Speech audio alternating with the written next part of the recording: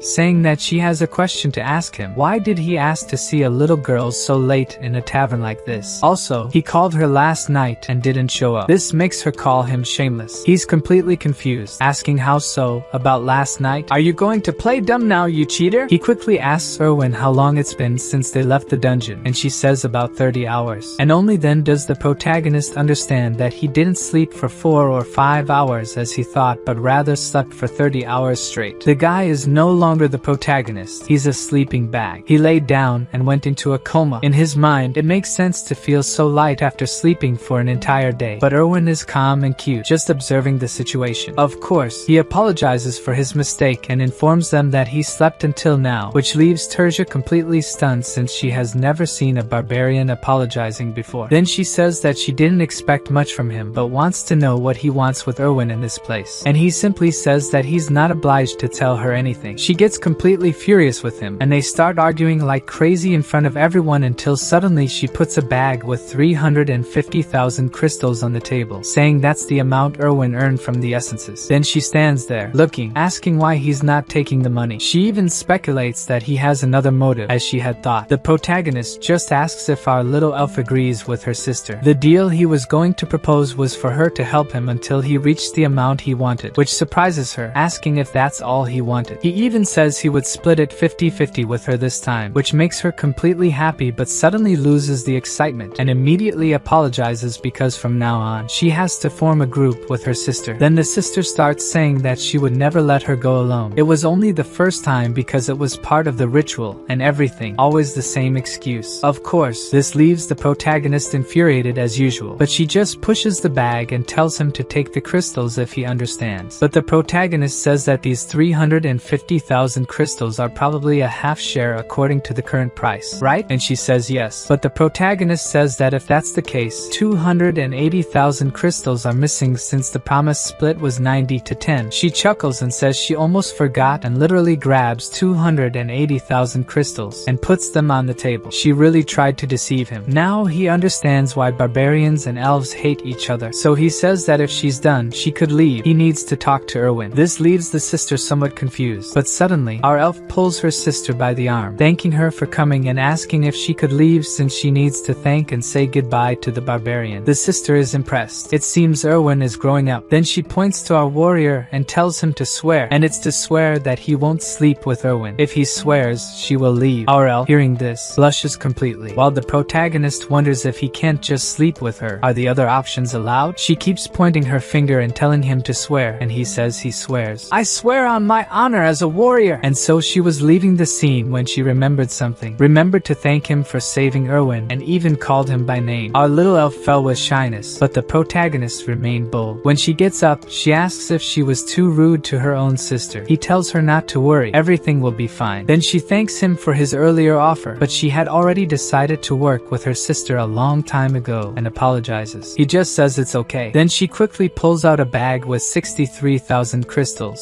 saying it's from the crossbow guy and the toothless leader. She has already taken her share from here. She also mentions that she left the 2 backpacks at her house, and he should go there tomorrow to see for himself what's inside. He realizes that she knows everything he wants without even having to say anything. It will be sad to lose such a helpful companion. Suddenly, she asks how she should repay him. She literally wants to repay him for saving her in the dungeon, and now her sister's concern makes sense. The protagonist thinks for a bit, but can't think of anything at the moment, so he ends up asking if she wants to eat something. She says she's not hungry, so he says he'll order just for himself. Suddenly, she blushes and has the brilliant idea that she wants to have something to drink. She wants her first post-dungeon drink, and it's with the barbarian. He understands that in the game, there was something like that, and it had significant meaning for the elves. So, he says he's happy? She scolds him, saying he should say thank you, and that's what he does. He thanks her, and she happily says you're welcome. Then she says that, of course, this wouldn't be his first post-dungeon drink, but he interrupts, asking what she's talking about. This is indeed his first time too. I told you like 30 times that I was 20 years old. What, you weren't kidding? Not only that, but that was also his first time going to the dungeon. Finally, the food arrives. She says he did very well in the dungeon, and he returns the compliment. They make their first toast, and after a while, they were talking about some nonsensical things, like him wearing a shirt today, and she's wearing a skirt. He keeps turning one mug after another, which impresses her. Then he says he thought of a way for her to repay him as she wanted. All pompous, she asks what that way is, but he says it has to be somewhere else because otherwise, the security guards will come after them. She blushes and with a mischievous look asks if it can be in his room. He is completely breathless and sweating, and she is also breathless and crying, saying she can't take it anymore. I knew the barbarian was too much for her, but in reality, the protagonist was giving her a chiropractic session. As he doesn't control his strength well, he almost pulled her arm back, so she was crying, saying she couldn't take it anymore. After they finish, she thinks he was going to rip her arm off, but in reality, he was just testing her +4 flexibility status. She gets angry, asking if he called her here just to test her abilities, and he confirms that he did. He just wanted to test since the use of abilities is prohibited in the city, which disappoints her. Then he starts making a bunch of theories about the game's statistics, and had been lost in thought for some time when she pulls him, saying she's sleepy. And what I least expected happened. Unlike anime cliches, they literally slept together. Well, that took his honor as a barbarian and threw it away. The next day, The barbarian shows Sᴜʀᴠɪᴠɪᴠ the loot he brought from the dungeon,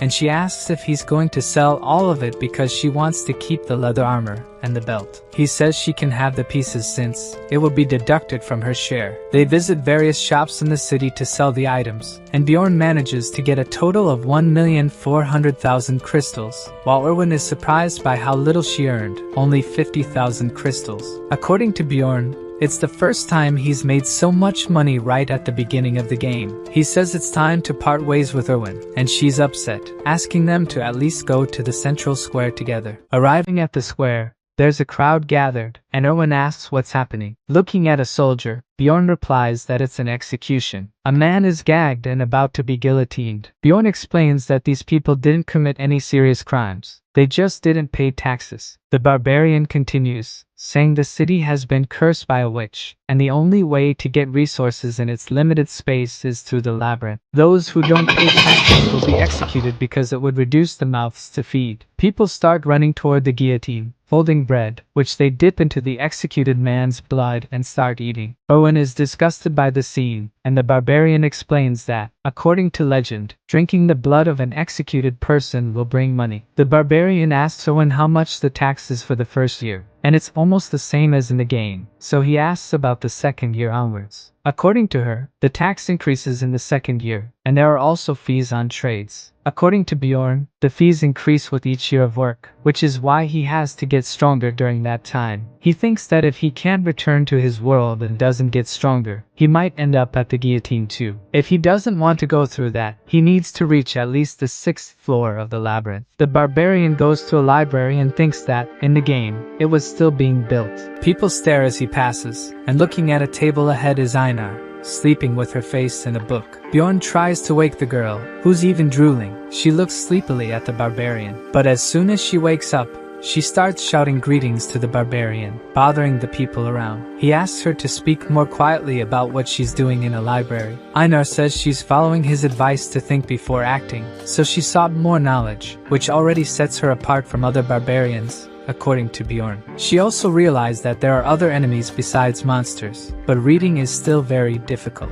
Einar gets up, saying she's going to the sanctuary to learn to read and write with the elders. Before leaving, she remembers that she promised to repay the advice he had given her. She says if he needs help, he should go to the Inn of the Brave Bull, and she'll help him. The barbarian thanks her, and hopes she won't forget that promise because he thinks he'll need her help soon. In the huge library, he doesn't know how he's going to find the book he needs until he sees a large table with a person slumped over it. He gets closer, and the librarian is asleep. He pretends to cough, and the librarian wakes up and looks at him. The librarian asks what he wants, and Bjorn starts to say the book he wants, but he is interrupted. The librarian casts some kind of spell, and he is left wondering if she cast magic on him, since nothing changed. She tells the barbarian to take a walk, and she will find what he's looking for, and before he could say anything, she falls asleep again. Walking through the library, he understands how her magic works. The books related to what he was thinking shine on the shelves, and Bjorn picks one to start with. According to the book, due to the witch's curse, no one could live in those lands, and Rafdonia, the last fortress, prevented a disaster from happening. So, the royal family created a pathway to another dimension, preventing people from starving. And this pathway is the labyrinth. Bjorn thinks this story is very similar to the beginning of the game. The second book he picks talks about magical crystals that can be transformed into bread and water, among other things. The third book will talk about the wars between elves and barbarians, and the fourth one is what really matters. The topic of the book is demonic spirits that came from another dimension and possessed the body of a person. It seems there's no reason for this to happen, but the royal family and time have been trying to prevent it. Bjorn thinks that as long as he doesn't say anything strange, he'll be fine, which would already classify him as one of those spirits. In the fifth book, which discusses the death of the mortal king, it is said that the king died 150 years ago, while in the game, the king had just died. The next book addresses the dimension's instability, and Bjorn thinks that the blonde he met earlier must have read this book. It still mentions a theory that entering the portal when it's almost closing may relate to stability. Thinking about these things makes the barbarian sad, and he decides to return to the inn. Lying down,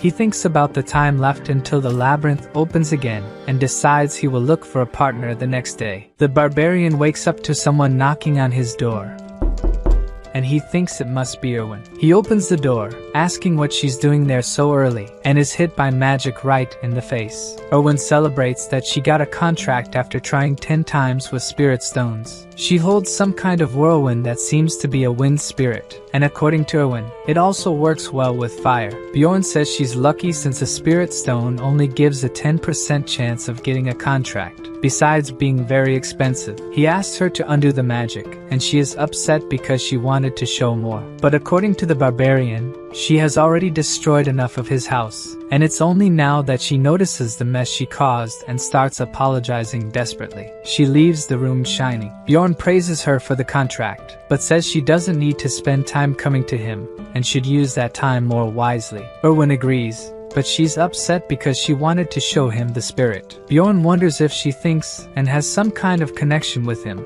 and to stay just as a friend. He tells her that he intends to stay in the city, and if she has problems, she can come to him. The elf blushes at what he just said, and smiles at the barbarian. Surely she interpreted what he said differently. Bjorn goes to the inn that Einar indicated to him, and as soon as he arrives, he is recognized by another barbarian. Bjorn has barely arrived and is already annoyed by the shouting. One of the barbarians asks if he wants to stay at the inn too, since it costs only 300 crystals per night, probably because barbarians sleep piled on top of each other. Bjorn says he only came to talk to Einar before the conversation ends. She appears in the hallway where he is. Einar asks what he's doing there, and Bjorn asks for a favor, that she trains fighting with him. It seems like a favor, since he could just go to the field where there are several barbarians training and fighting together. But as he asked, Einar agreed to fight him at any time except in the morning, and he wants to fight immediately. They both prepare to start the fight, and Bjorn runs towards her because he doesn't plan on losing. Einar raises her sword to attack,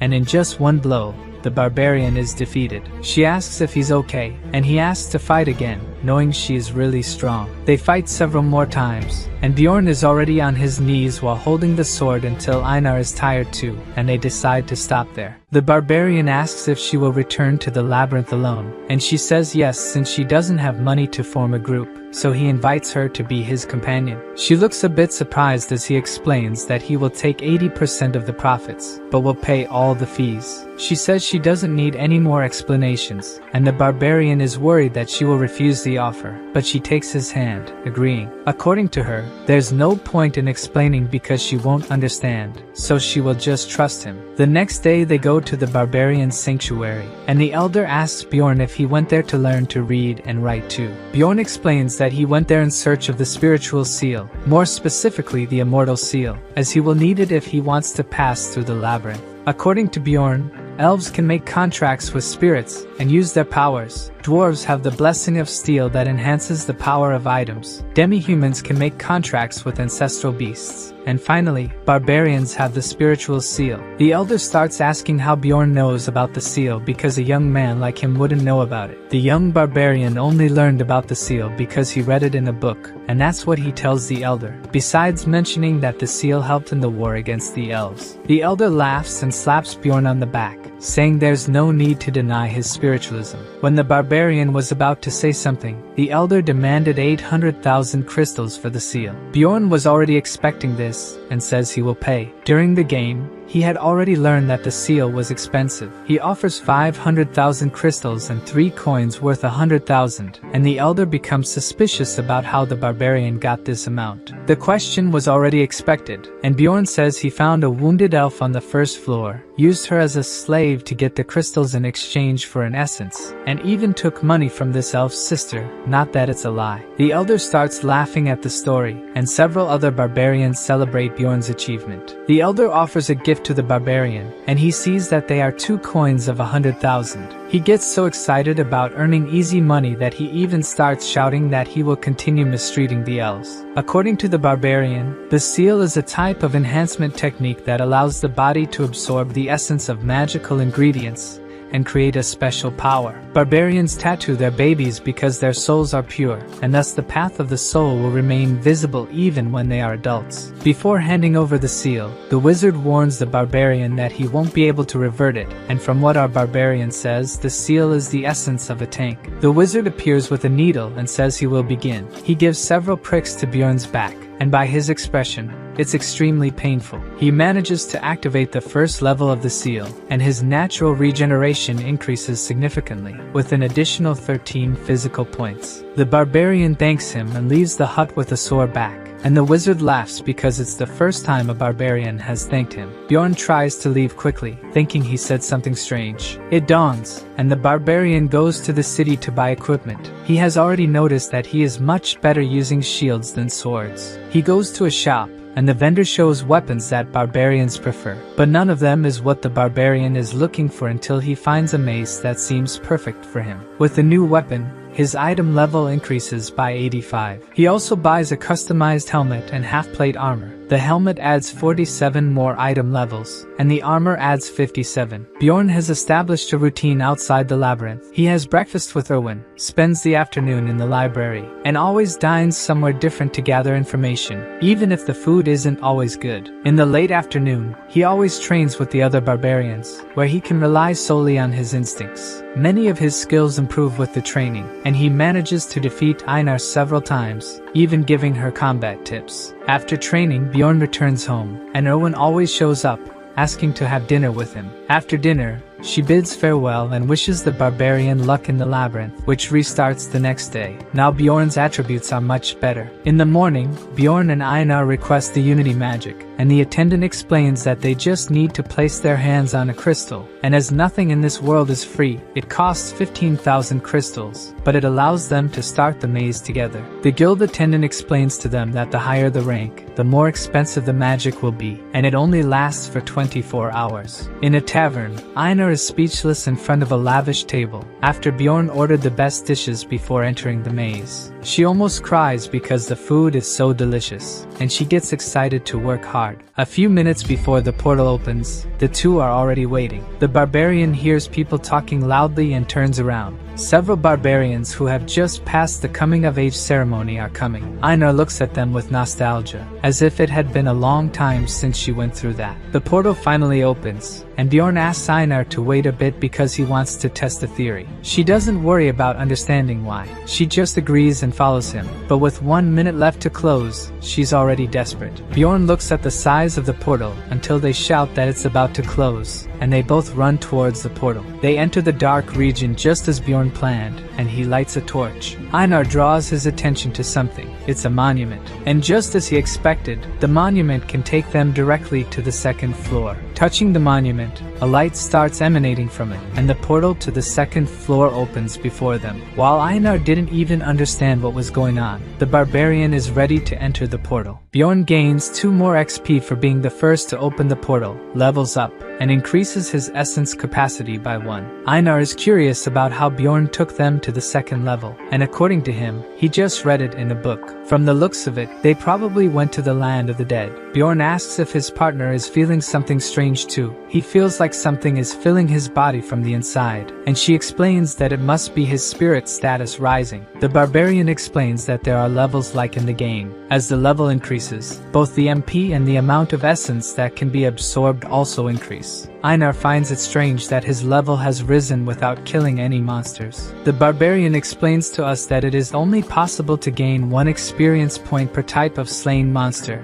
but whenever you open the portal first, you can gain, making it an easier way to obtain XP. And he doesn't intend to reveal this easier way to anyone. He even asks Einar not to tell anyone that they reached the second level so quickly. Experienced explorers will arrive soon, and if they see them, they will ask how they ended up there, so it's better to get away from the portal. Bjorn ties the torch to his helmet to make it more practical, and since the fire is magical, it not only does not go out but also does not heat up. In the land of the dead, Monsters are stronger than in the goblins' land, but at least they don't have traps, which makes the place much better for the barbarians. Einar realizes that something is coming. It's a small group of ghouls, but that already gets her excited to finally have someone to fight. The warrior advances towards them and defeats them all in the blink of an eye. She already believes that this level will be easy until she hears a scream and gets scared. Bjorn explains that it must be a banshee, and it's better to leave it alone, as the creature won't attack them. Einar continues to be afraid, asking if it's not a dangerous monster, and according to Bjorn, if they attack first, they will be cursed.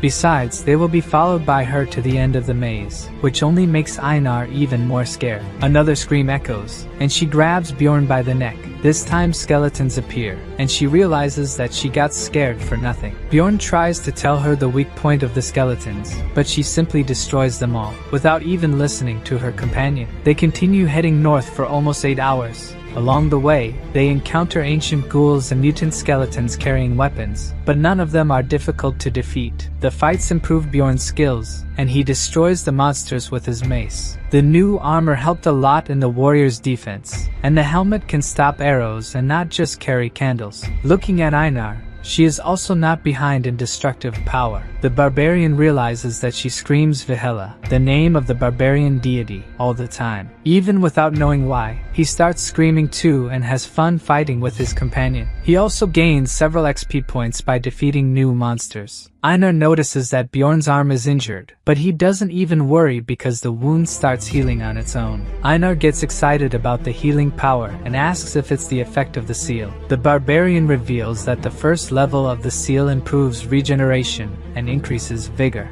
They realize that the terrain has changed, and the banshee's scream is louder now. From now on, Rank 8 monsters will start appearing. A guttural scream begins to echo, and the death demon appears. They say that the monster eats the maze's light. Bjorn reminds Einar to attack the monster by the head, and they start attacking. The creature, which is not weak, manages to block Einar's attacks and has skin as hard as stone. Bjorn manages to get the monster's attention, and Einar attacks from behind. But even with the accurate attack, the blade hardly penetrates the monster, which turns around and throws the warrior. She gets up, leaning on the sword, and shouts that the monster is very strong. The barbarian remembers that even in the game, the monster's defense was very strong and also had a high healing power. The demon starts screaming.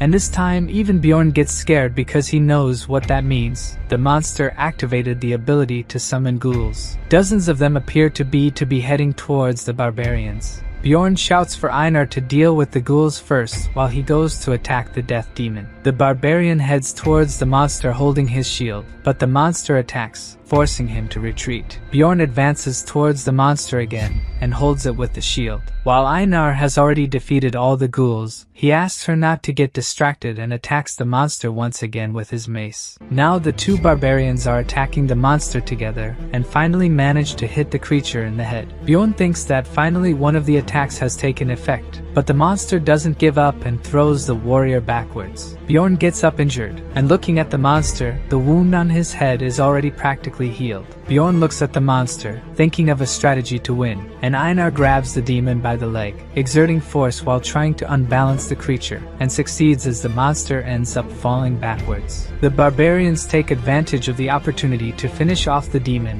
while it's still on the ground, and even gain another 2 XP. The demon leaves behind a large magical crystal, but according to the barbarian, it's only worth 100 crystals, and if combined with the ghouls, it's worth 300s. Even though she only got a little, risking her life, Einar is excited to continue hunting monsters. Bjorn began to think that it's not so bad to hunt with a barbarian, since Sᴜʀᴠɪᴠɪᴠ was a bit passive. The two encounter more death demons and defeat them by throwing off their balance, and then hitting their heads as if tenderizing meat. They managed to defeat about 70 of them in doing so. Who was searching for a demon essence to synchronize with his seal, ended up with none on the first day. On the second day, the demons began to appear in pairs, and even so, it wasn't so difficult. The only complication was if they delayed in the slaughter, as they could be surrounded by ghouls. In the afternoon, they began to appear in groups of 3, and the barbarians realized that it was too much even for them to face. Other explorers show up,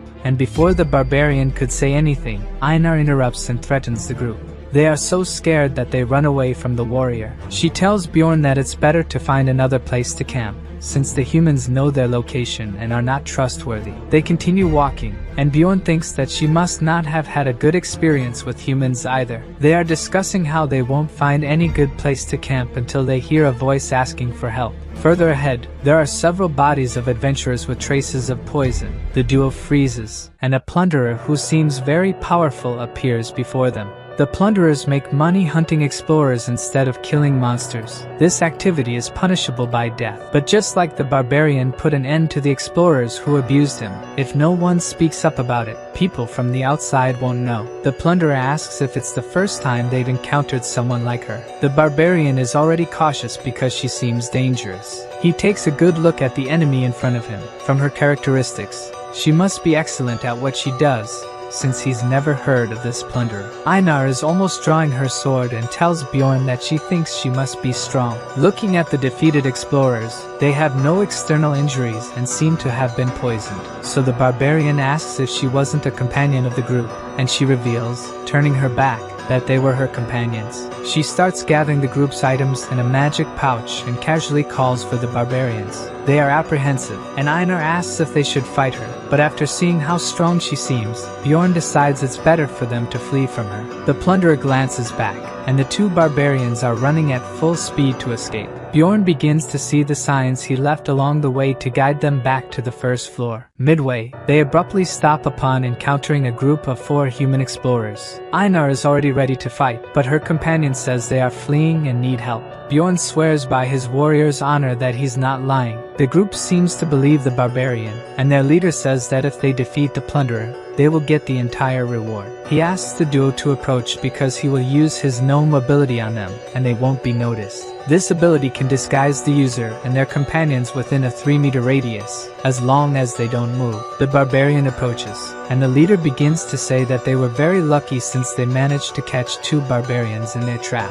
The duo seems to be hit by some magic that paralyzes them, and Bjorn realizes that this group is also made up of plunderers. The only way he can think that an explorer of the same level would have it would be with the essence of the stone golem suppression. If he takes damage, Bjorn knows he'll get rid of the ability, and the plunderers comment on how much they'll gain from the barbarians. One of them holds Einar's face, and his colleague says they were lucky, since barbarian hearts are very valuable. One of the plunderers even jokes with the barbarian, saying that his gaze won't set him free. The guy takes out a knife to deliver the final blow. He hits the neck. The barbarian, who was preparing to take as little damage as possible, manages to move away before the knife enters too much. He can finally move and hits the plunderer in the face, surprising the rest of the group. The barbarian removes the knife from his neck and throws it towards Einar, who is hit near the chest. Even in a combat position,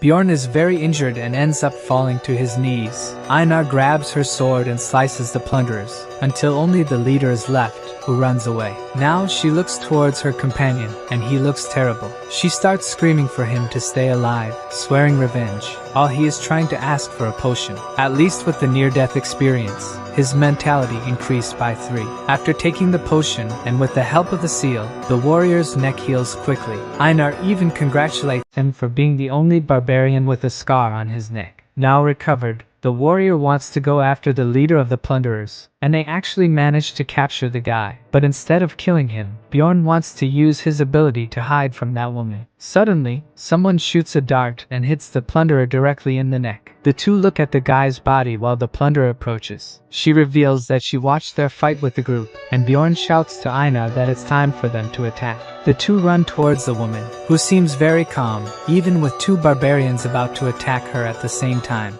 The plunderer dodges Einar's attack and still manages to block Bjorn's. The barbarian wonders how many essences she must have to be so strong. He gives up the weapon and tries to push his opponent, while shouting for Einar to attack her. Suddenly, the warrior falls to his knees, powerless. He has been stabbed by the plunderer's dagger. Bjorn thinks if she's an aura user, they don't stand a chance. Meanwhile, Einar attacks from behind, but the plunderer retaliates so swiftly that she has no time to defend herself. The plunderer is using a paralyzing poison, rendering the barbarians immobile. Bjorn thinks she's much stronger, and they stand no chance. She points the dagger at the warrior's face and unexpectedly offers to spare his life if he swears not to tell anyone he saw her. She explains she never intended to kill the barbarians from the start because she owes a debt to their kind, and Bjorn realizes that's why she merely watched them get attacked.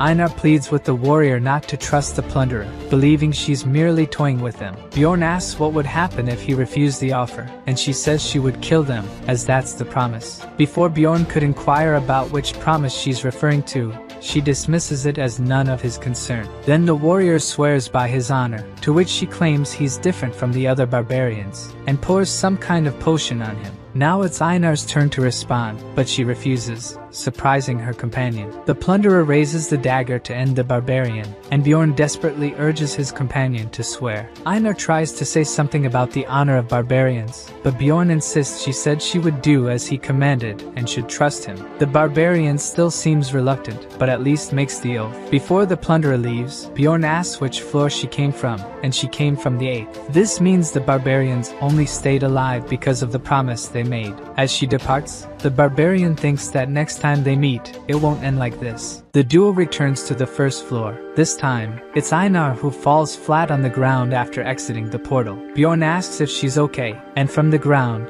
she responds she's no longer a warrior. Bjorn says survival is for the strongest, for they'll have a second chance, and she tries to understand that, knowing one day they'll seek revenge. They pause to rest, and even though exhausted, the barbarian can't sleep. He's not as bad as Einar, but still feels humiliated, just like when the blonde guy saved him and the priestess refused to heal him.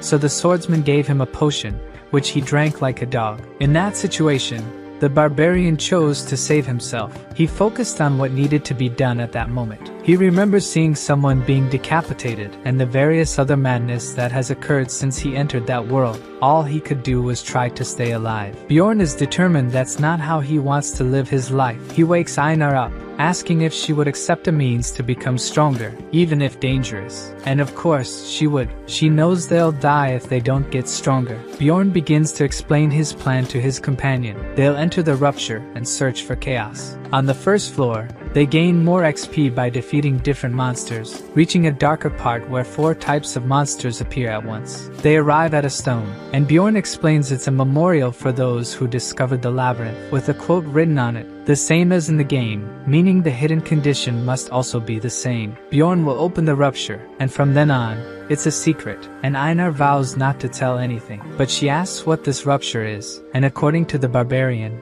it's the labyrinth within the labyrinth. The rupture on the first floor requires magic crystals from 4 types of monsters on the memorial stone, and a magical crystal of 8th rank from the second floor. The rupture opens an instance dungeon with a capacity for 5 people, and the difficulty depends on the number of members. In the game, a rupture would only open after 3 months in the city's time, and people found ways to force their opening. Out of the 4 ruptures on the first floor, they entered one with a red sky and crows flying towards the black castle. Even though Bjorn knows which rupture they are entering, he feels suffocated, but at least knows he can complete it. The rupture opens again behind them, and the barbarians look at who's coming. In another part of the labyrinth, Rowan is exploring and being criticized by her sister for using the bow and a spirit to defend herself. Rowan says that according to Bjorn, she should specialize in what she's good at, trust her team, and do her role the best way possible. But for her sister, a teammate is just a teammate and shouldn't be valued much. And Owen ends up agreeing and asks if they can't go to the next floor. According to her sister, they can't just hunt a bit on the second floor, and instead,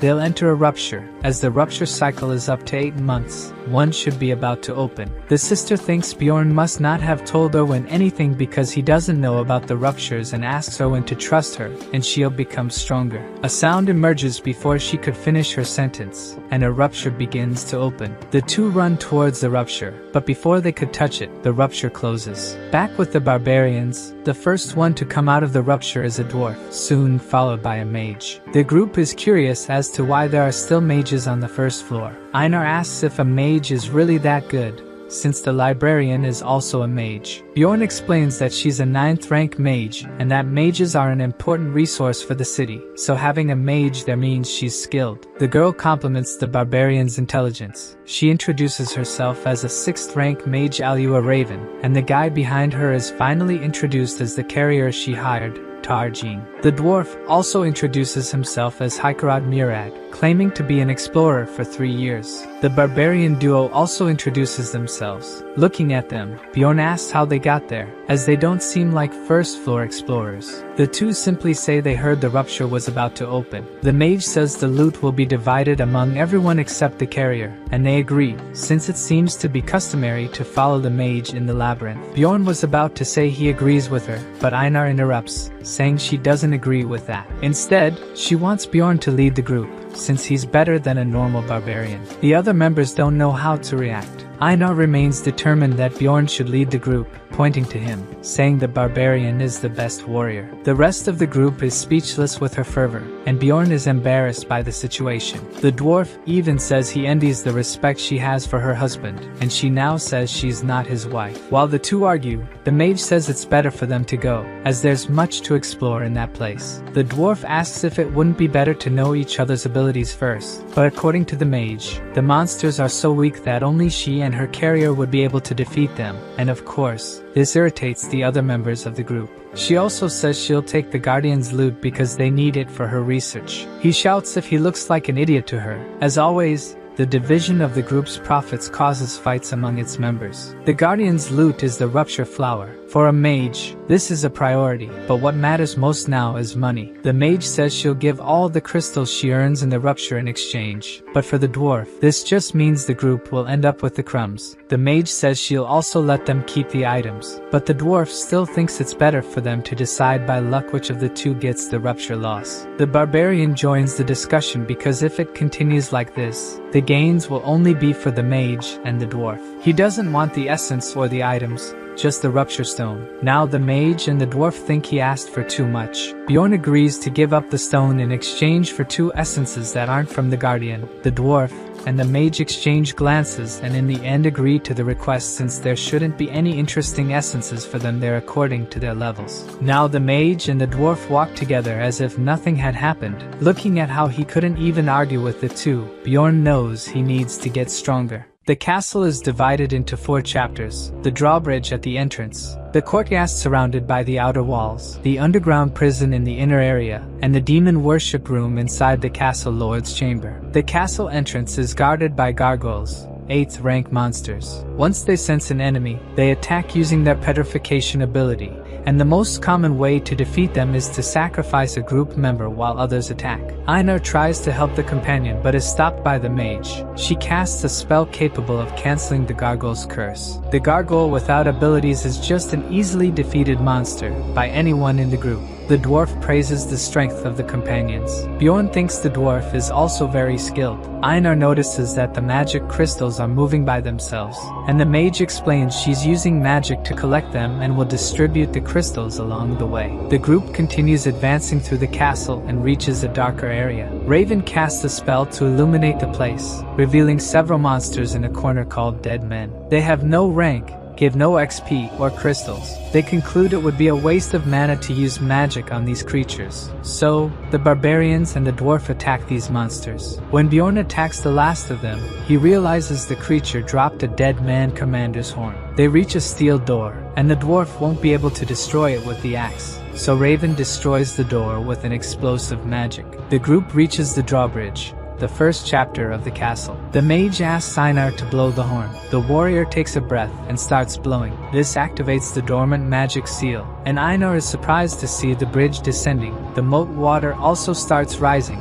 and Einar can see hands of several dead men in the water. The mage tells her not to worry about it. Dead men start rising from the moat. Raven was already prepared for this and gathers the surrounding group. The mage attacks the dead men with magic, defeating all of them. Bjorn is realizing she is more powerful than he thought. She triumphantly says all they have to do now is wait for the bridge to descend, and as soon as it does, they head towards the castle. Bjorn walks, thinking it was too easy to finish this chapter. After crossing the bridge, they enter the outer castle. Raven casts a spell, and most of the monsters surrounding the group end up defeated. For Bjorn, even though she didn't manage to kill them all as before, she is still very powerful. With just one magic, she defeated 90% of the monsters. Death demons that can heal were not affected by the magic, and the mage lets the companions defeat what's left of the monsters. The barbarians join forces to defeat the death demons, and the dwarf is shocked watching, thinking this is how the barbarians hunt. Raven casts a spell on the death demons, worsening their wounds, and without the power of regeneration, these monsters become extremely weak. Looking at Raven, Einar says she now knows why mages are praised. Raven listens to what Einar says and starts boasting about her skills, saying it takes both study and talent to become powerful. By advancing quickly thanks to the spells, the group helps Raven collect materials for her research. The barbarian notices something strange after inspecting the area. They didn't destroy the statue that seems to guard some item,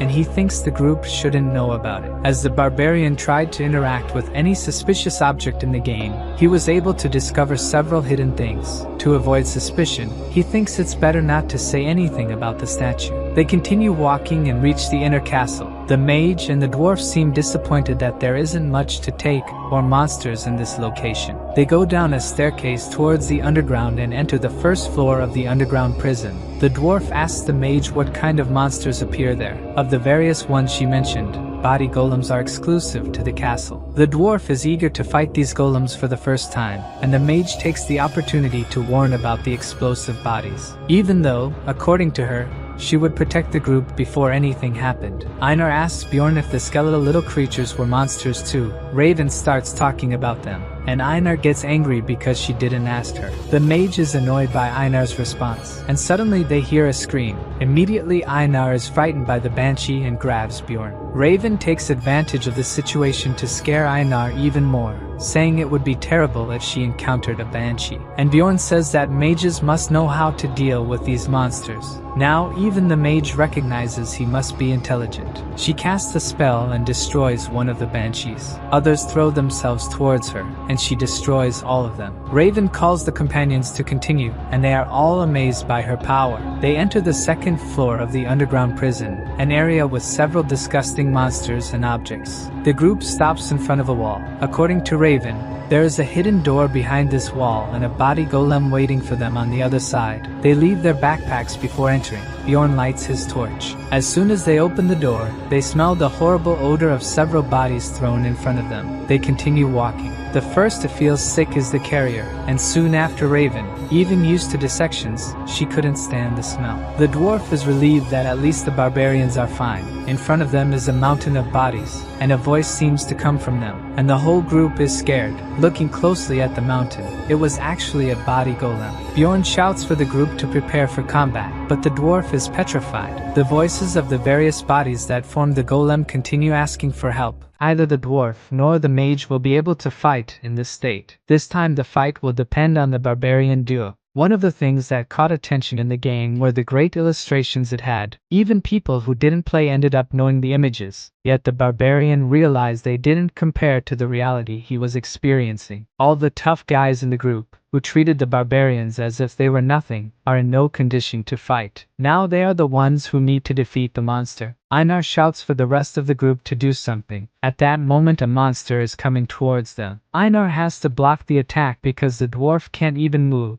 Yet some acid fluid falls into his eyes, and he screams in pain. Now he really won't be able to do anything. In a corner, the mage continues to be out of combat vomiting. Bjorn asks Einar to protect the mage and the dwarf while drawing the monster's attention. According to the barbarian, the golem of bodies throws explosive corpses at the distant enemies and tries to grab those nearby to eat. If the barbarian gets too close, the golem will focus on the mage, and that would be terrible for the group since she still can't fight. Bjorn needs to keep a certain distance and buy time until she recovers. At least she seems to have stopped vomiting. Raven looks towards the creature and sets the monster on fire with magic. The barbarians are surprised by her power once again. Just one fire magic of hers destroyed the first pattern of the golem. But it seems this wasn't the end of this monster. A hand emerges from the midst of the flames. The monster has a second phase, a golem of skeletons. Bjorn shouts to Einar that it's not over yet, and they both rush to attack the golem's chest, which is a rank 7 monsters. But without the external body, it won't be difficult for the barbarians to defeat it. They hit the golem's chest, and the monster is defeated. Bjorn looks at what's left of the golem. It leaves behind a shining ball, which surprises the barbarians because it's their essence. In the rupture, more high-ranking monsters appear, and it becomes easier to gain XP. The Guardian's loot is also highly desired by explorers, but the main thing is that the essence drop increases a lot. Therefore, it's strange that they took so long to get one. Bjorn says it's their right to keep the essence since they defeated the monster, while the rest of the group was mostly unwell. Bjorn wanted the essences of the Death Demon with regeneration power, and the Chimera Wolf with strength power. He didn't expect to get the essence of the Golem of Bodies, which only appears once in the castle. Besides, the Golem's attributes are perfect for a tanker. Even though it gets slower, other attributes would compensate for it, such as pain tolerance, strength, and poison resistance. The problem is the ability that comes with it. Even though it's very powerful, it consumes the user's life. The passive is also complicated because the acidic blood will ruin the equipment if it hits him. Bjorn thinks it's better to wait a bit, since the essence won't disappear for at least 30 minutes while he thinks about whether it's worth it. After taking a potion, the dwarf feels ashamed of his behavior in battle, and Bjorn says that if it weren't for Einar, he wouldn't have survived. The barbarian thinks that even though his group is strong, they don't have enough mental strength. Even the mage apologizes for her behavior, and Bjorn takes this opportunity to talk about the monster they defeated. She interrupts, saying that she still managed to use magic despite her condition. Realizing he'll end up with nothing if he doesn't do something, Bjorn says they saved the group, and the mage wants to know what he means by that. The barbarian is quite clear in saying he wants to keep the rupture stone, and that doesn't seem to sit well with the group. The dwarf breaks the silence, agreeing with the barbarian, as he would have died if it weren't for them. Raven doesn't approve and says that if they find another stone, they could give them a chance. The barbarian seems to be content with that, and takes the opportunity to say that the golem left an essence. Now the whole group is surprised. According to the mage, the golem's essence is even rarer than the guardian's. She already begins to think about how it would be to research such an essence, and this is the barbarian's chance to start the negotiation. He offers the golem's essence in exchange for the guardian's essence, leaving the mage in doubt about which essence would be more important to her. Raven asks the barbarian if he really wants to trade the golem essence for the guardians, even though it's not certain that the guardian will leave one, and the barbarian takes the risk. She agrees to the exchange, since she's much more interested in the golem essence. Bjorn got what he wanted, and the dwarf asks if the mage will give the essence to the carrier, since she can't absorb it. She says no, holding a test tube, an item that, according to the barbarian, is only worthwhile for a high-rank essence. As the dwarf himself notes, it's extremely expensive. She probably used her only tube because body golems are very rare. After taking the essence, they continue advancing excitedly. They enter a dark room. The dwarf asks what those creatures are, and according to the mage, they must be just statues. They must be near the lord of the castle's quarters. She touches the statue's face, and a book falls from a fissure in the ceiling, and she picks it up as if expecting it to happen. The dwarf even asks if she knew about it. According to Bjorn, that's a book about dark magic that's worth a lot on the black market. Since the barbarian missed his chance to grab the book, Raven says she'll keep it. Surely she knows how valuable it is. Seeing that she knew about the book, the barbarian wonders how she didn't know about the statue at the fountain. Passing through the demon worshipper's room, they fight gargoyles, wolves, chimeras, and the skeleton knight, the second mini-boss. Raven celebrates that they found the golem essence, and now a desire-type skeleton knight. The barbarian agrees and explains that this monster can have 3 types of attributes: sadness that uses a mist-inducing psychosis, hatred that can lower the opponent's level, and desire type, which can regenerate. Raven offers to neutralize the monster's ability with a magic injury intensification, and the barbarian duo attacks the knight. The skeleton knight leaves an essence. It seems the adventurers are luckier now. The dwarf congratulates the barbarians for getting another essence, and Bjorn tells Einar to keep it since the essence suits a swordsman. Since they entered the labyrinth, he felt that Einar was trustworthy. The warrior is thrilled to receive the essence and begins to absorb it. Bjorn just forgot to tell her one detail about the essence. Her body would change drastically. Looking at the group, she asks why Bjorn seems bigger, and the rest of the group also seems to have grown. Bjorn explains that it wasn't them who grew but she who shrunk. As the mage confirms, the essence's effect provides denser bones in exchange for smaller bones. She tries to continue explaining, but Einar lets out a deafening scream. She panics because now she won't be recognized as a warrior, as if being a woman wasn't enough. Raven says she looks much prettier now, and could even be sold to nobles for her beauty. Bjorn tries to console his devastated companion for no longer looking like a warrior. The mage asks if she could examine her when they return to the city. Bjorn tells her not to be sad, at least to try the essence, as a death demon has just appeared. This is a great opportunity. She agrees to face the monster dejectedly. The demon prepares to attack, and with just one blow, she splits it in half. Even Raven is speechless at her companion's increased power. Bjorn tries to cheer her up again, saying how she has become stronger, and with tears in her eyes, she says she's still a warrior, not just a warrior, a powerful warrior. They reach the door leading to the Guardian's room and chat casually because the rift is ending. The barbarian thinks they were lucky since they got most of the loot. He wonders if he's ever been this lucky in his life, and what could be worse if the worst happened. The dwarf is about to open the door when Bjorn notices that the doorknob's color is odd and shouts for him not to open it. It's too late, and he's already started opening it. The door swings open completely, and the castle's master is now awake. Even the mage says something's wrong because a death knight should have appeared. The creature says it's been a long time since it saw anyone, and the mage realizes it's a vampire, a monster that appears above the 6th floor and is rarely a mutation. The vampire duke asks in a frightening manner where they came from. Monsters are divided into 4 variants. The mutant variant monsters have different classes. The advanced, the monster is larger than the average on the floor. The rare variant are monsters that are only found in ruptures like golem or mimics, and finally, the advanced monsters that have their own memories and have a name. The group flees from the vampire they just encountered. Bjorn, who knows this monster, knows that he is powerful both in combat and in dark magic. Raven says that a mutant variant had never appeared as guardian, and even the barbarian with thousands of hours had never encountered a vampire duke. He only knows that this monster existed because he watched a stream. The mage asks how he knew about the monster, because he asked the dwarf not to open the door, and he just says to keep running and only had a feeling that something was wrong. He only noticed the color of the doorknob because after watching hours of video, it was the only thing that changed to find the vampire, and he thinks that if he hadn't been so excited, he would have noticed it earlier. The dwarf says that it's no use running since they need to defeat the monster to leave the rupture, but Bjorn wants at least to find sunlight. Before finding any light, they hear the voice of the vampire lord, who appears floating in front of them. Raven asks his companions to close their eyes and casts a light spell. When the warrior opens his eyes, the vampire is disappearing, but he was not defeated. He used magic to escape, and with that the group gained at least a few minutes. The dwarf shouts to the barbarian that the mage has fainted. She is injured inside, and according to Bjorn, the essence of the vampire doesn't have this effect unless it's from another monster. Even in the video he watched,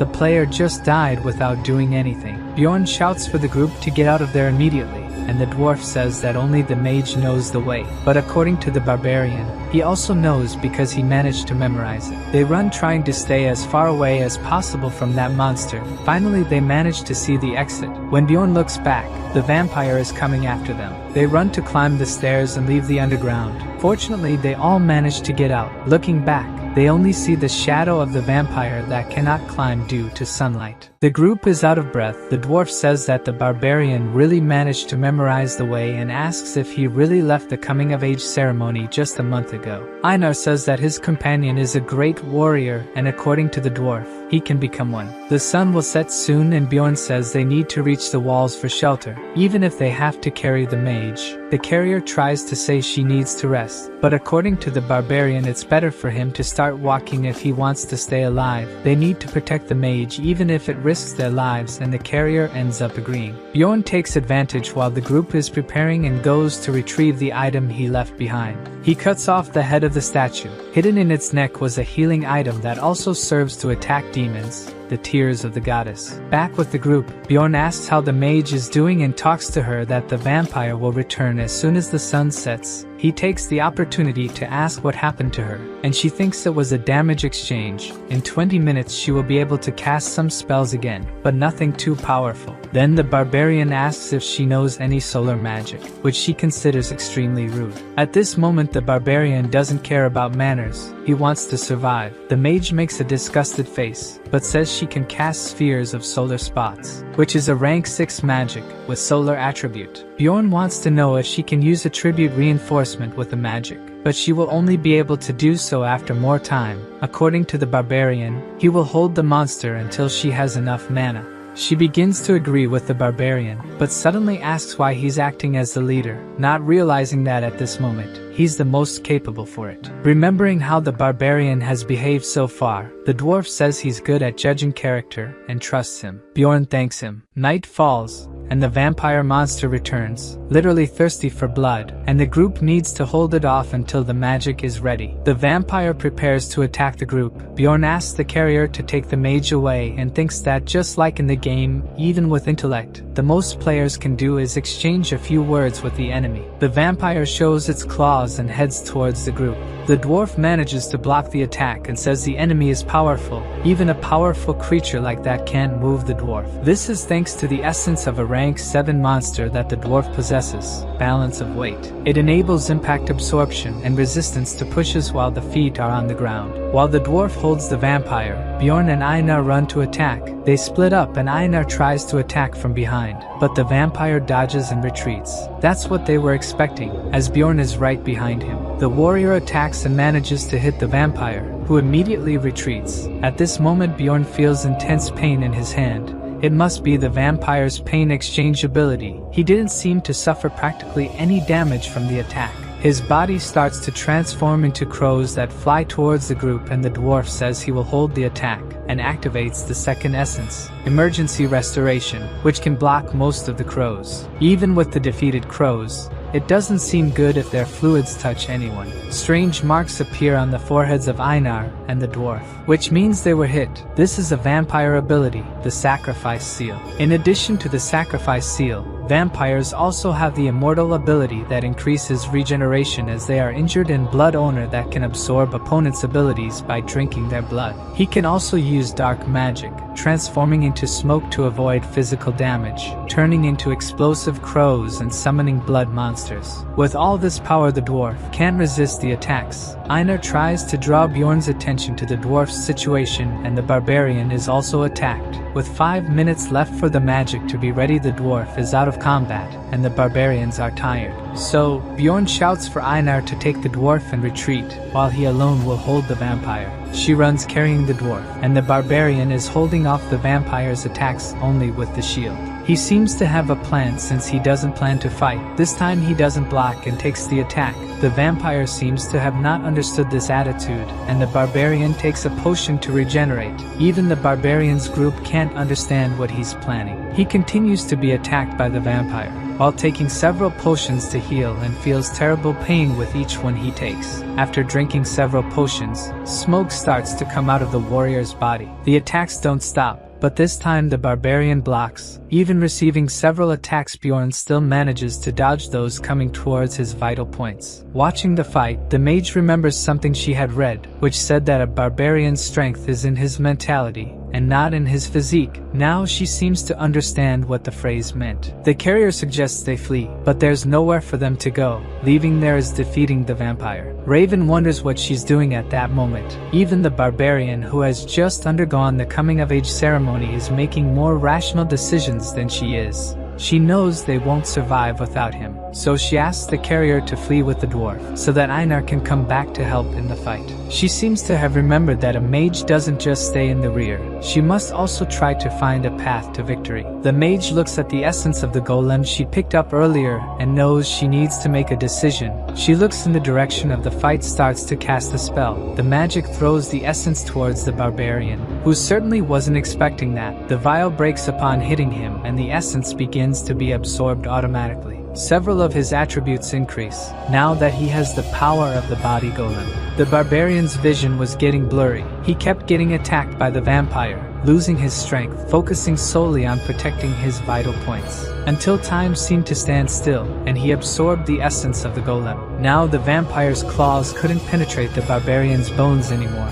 But thinking that the mage threw the essence at him, he'll have to change his plan of progress. Bjorn is managing to move better, but still can't dodge the attacks properly, and knows he can't continue like this. Another potion is thrown at him, and this time it's a healing one. The mage seems to be getting better. If I keep it up, a barbarian will have a chance of winning. Bjorn runs towards the vampire and grabs the monster, who obviously starts tearing him apart. And this time it's not bad, since the power of acidic blood will cause pain to the creature. Another potion is thrown at the barbarian, who besides causing damage to the vampire is also being healed by the essence and the potion. The vampire finds a way to get away from the barbarian, and Einar is coming to help in the battle. She strikes the vampire duke with the sword, and he barely has time to dodge and is already being attacked by Bjorn, but retaliates by hitting the barbarian in the stomach. The warrior can only think about how much time is left for the potion to be ready, and it's precisely at that moment that he hears the mage shouting that she can finally attack. He takes a look at the vampire, grabs the creature by the chest. Gathering all his strength, he throws the creature and yells for the dwarf to attack. The dwarf starts to glow with lightning ability and attacks the vampire with his hammer. The vampire duke is hit with so much force that he enters a state of unconsciousness. Bjorn grabs the potion he had hidden in his boot, and it seems like he's finally going to use the tears of the goddess. The warrior pours the potion into the vampire's mouth and takes the opportunity to punch him in the face too. The potion blesses the vampire, and a light starts to emanate from him. The blessing seals all his tolerances, and now he enters a state of paralysis. Raven tells the warrior to get away from the vampire because now she's going to use solar magic. Even though not in her best condition, she casts the magic that goes straight towards the vampire and the barbarian, who looks back thinking there won't be time to escape. The solar magic explodes. Due to the vampire's owner exchange ability, the whole group enters a state of unconsciousness. Bjorn wakes up all wounded and wonders if they really managed to defeat the Duke. He struggles to get up, but just looking forward, he sees that the vampire was not destroyed, instead activated the immortal ability that greatly increases regeneration. As if that weren't enough, also has the ability source of darkness that makes resist death as long as the heart is whole. The vampire begins to heal rapidly, and Bjorn thinks that if it continues like this, soon he will be fully healed. The rest of the group is unconscious, and the only thing the barbarian can think of is that he needs to kill this creature before it finishes regenerating. Bjorn walks up to the vampire. Looking at him, the only thing intact is the heart. He follows the arms, trying to gather his strength. He punches the vampire's heart and uses his flesh explosion ability. At that moment, the barbarian's hands explode, and it begins as this is his only alternative. He continues using the ability until his life reaches less than 1%. He doesn't stop, the life reaches 0, and a countdown starts. He continues, and mentality points begin to be consumed.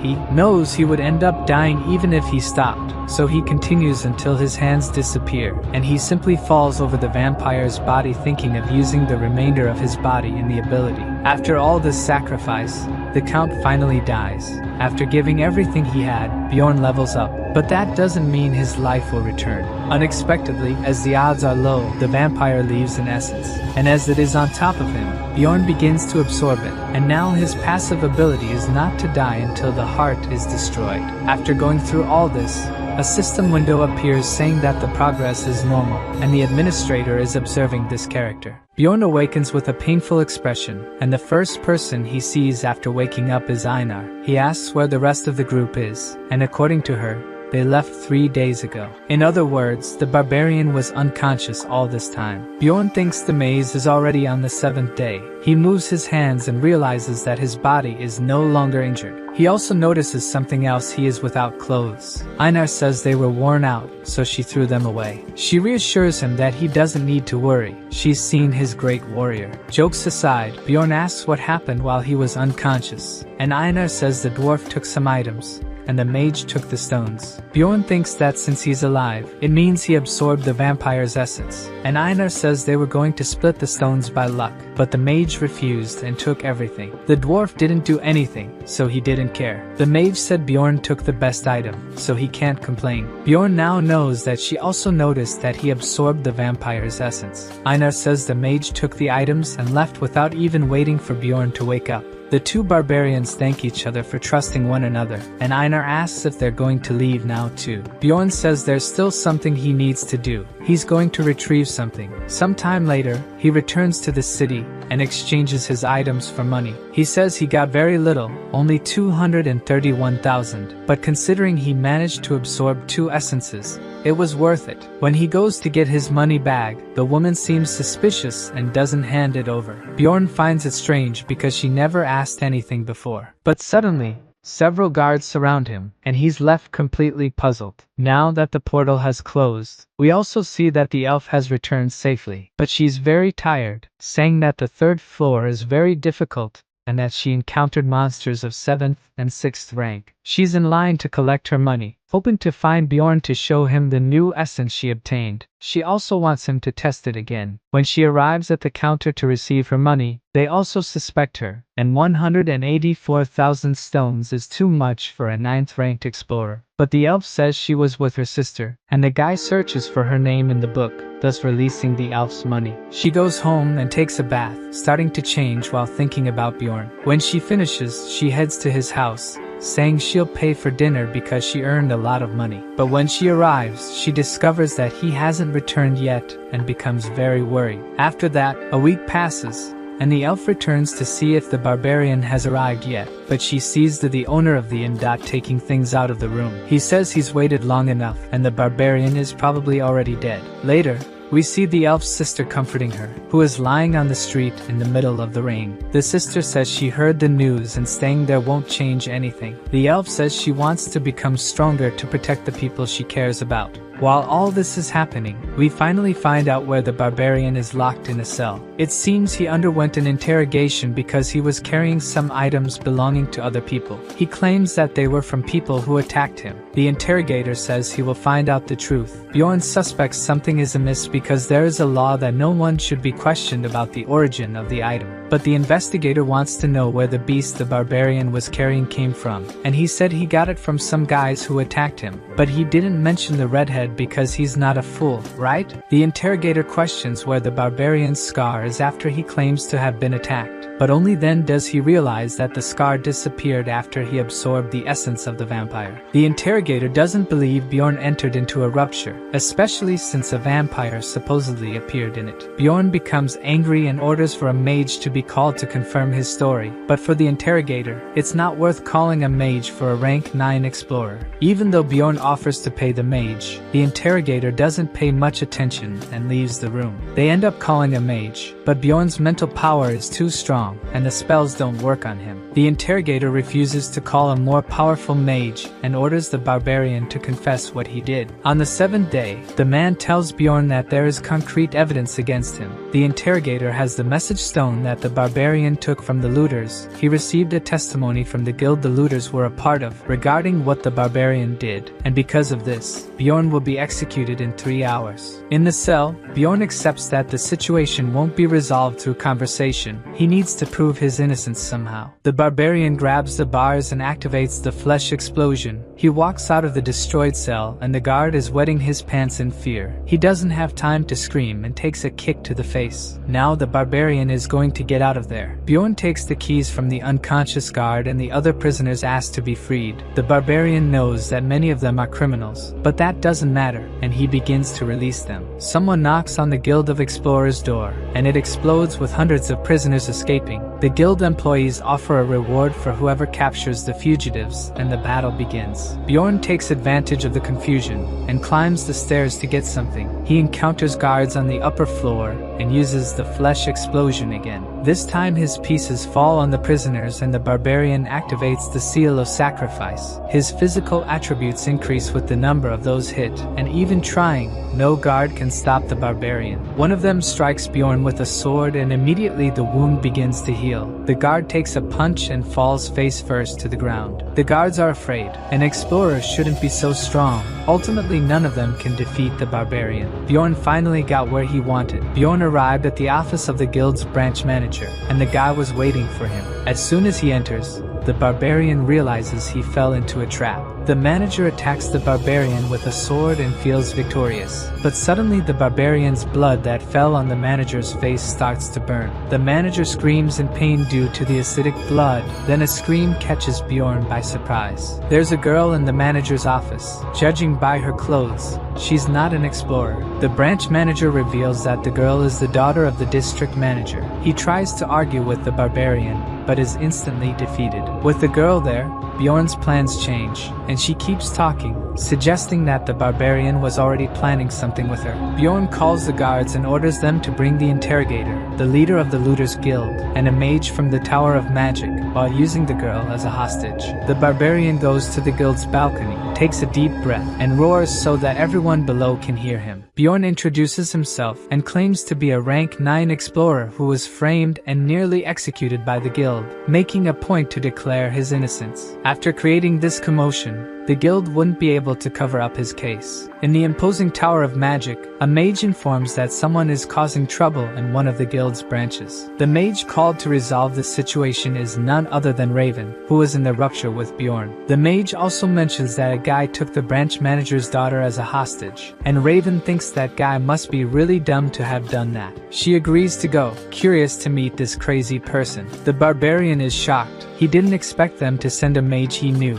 and she also didn't expect to see him in that situation. He asks the mage to check his memories to prove his innocence, saying there isn't much time. In return, she says he will owe her a favor. She approaches to use the magic, but the spell seems to have no effect, and the mage asks if he's wearing any magic resistance equipment. At that moment, the interrogator arrives to see how the guild manager is doing, and he is surprised to see that it was the barbarian who caused that turmoil. The interrogator says that all of this is Bjorn's fault, and the guild manager wants to know why the interrogator didn't call a mage to make sure if Bjorn was guilty or not. The manager wants to know if there is any evidence that the barbarian is a looter, and according to the guy, the large amount of magic crystals and the equipment Bjorn had were very strange for a low-rank explorer. Using the communication stone that was with Bjorn, the interrogator contacted a guy who said the barbarian was a looter. The barbarian says that this guy's testimony wasn't even verified with magic, and even the manager wants to know why the interrogator didn't confirm if the information was real. The interrogator loses patience and shouts that Bjorn is lying, that it would be impossible for him to have absorbed the essence of a vampire he found in the first floor rupture. The barbarian might have lied because he knew magic didn't work against him, and the interrogator wasn't going to bring a mage from the tower for someone of low rank. With a bored face, the mage confirms Bjorn's story, leaving the interrogator and the manager speechless. The mage says she was there, but it's impossible to use magic on her to prove what she says. The interrogator can't believe it. He says the mage is lying, and she asks if she was called a liar, showing that the guy has much less power than she does. The interrogator kneels down, apologizing. The mages are as powerful as the aristocrats and protect themselves through their own organization. Now the guild manager starts to interfere because the story seems very strange. The mage agrees that a vampire never appeared on the first floor, but as the guild manager, he shouldn't be so incredulous because the mysteries of the labyrinth have not yet been completely unraveled, and it's impossible to predict what happens there. So he shouldn't be sure that a vampire wouldn't appear on the first floor. Bjorn sees that even in front of someone powerful, the mage is ruthless. Someone else enters the room. The guy introduces himself as Niall. He is the father of the barbarian's hostage, the district manager. Each branch of the Explorers Guild has a manager, and above them is a district manager, who is only below the guild master. A guy is thrown into the room, and the guild manager says they were looking for this explorer. Seeing who the person is, the interrogator is shocked. Bjorn takes a look at the scared guy, saying that it was him who gave the false testimony. The mage uses a spell on the guy and confirms that he was lying. Then the guild manager says that the barbarian is innocent. Bjorn releases the manager's daughter and wants to know what will happen to the liar. According to the manager, he and his clan will be investigated. The interrogator is fired and starts to complain, which only worsens the situation, since the manager says that every case he handled will be investigated, and if there's anything wrong, the interrogator will still be punished. The manager says that Bjorn will be rewarded, will be promoted to rank 7, and will receive new equipment, which makes the barbarian boiling with anger because he could have achieved the promotion with a rank 5 essence that he already has. According to the manager, Bjorn is still very inexperienced, and the barbarian calls for a rank 7 explorer to fight him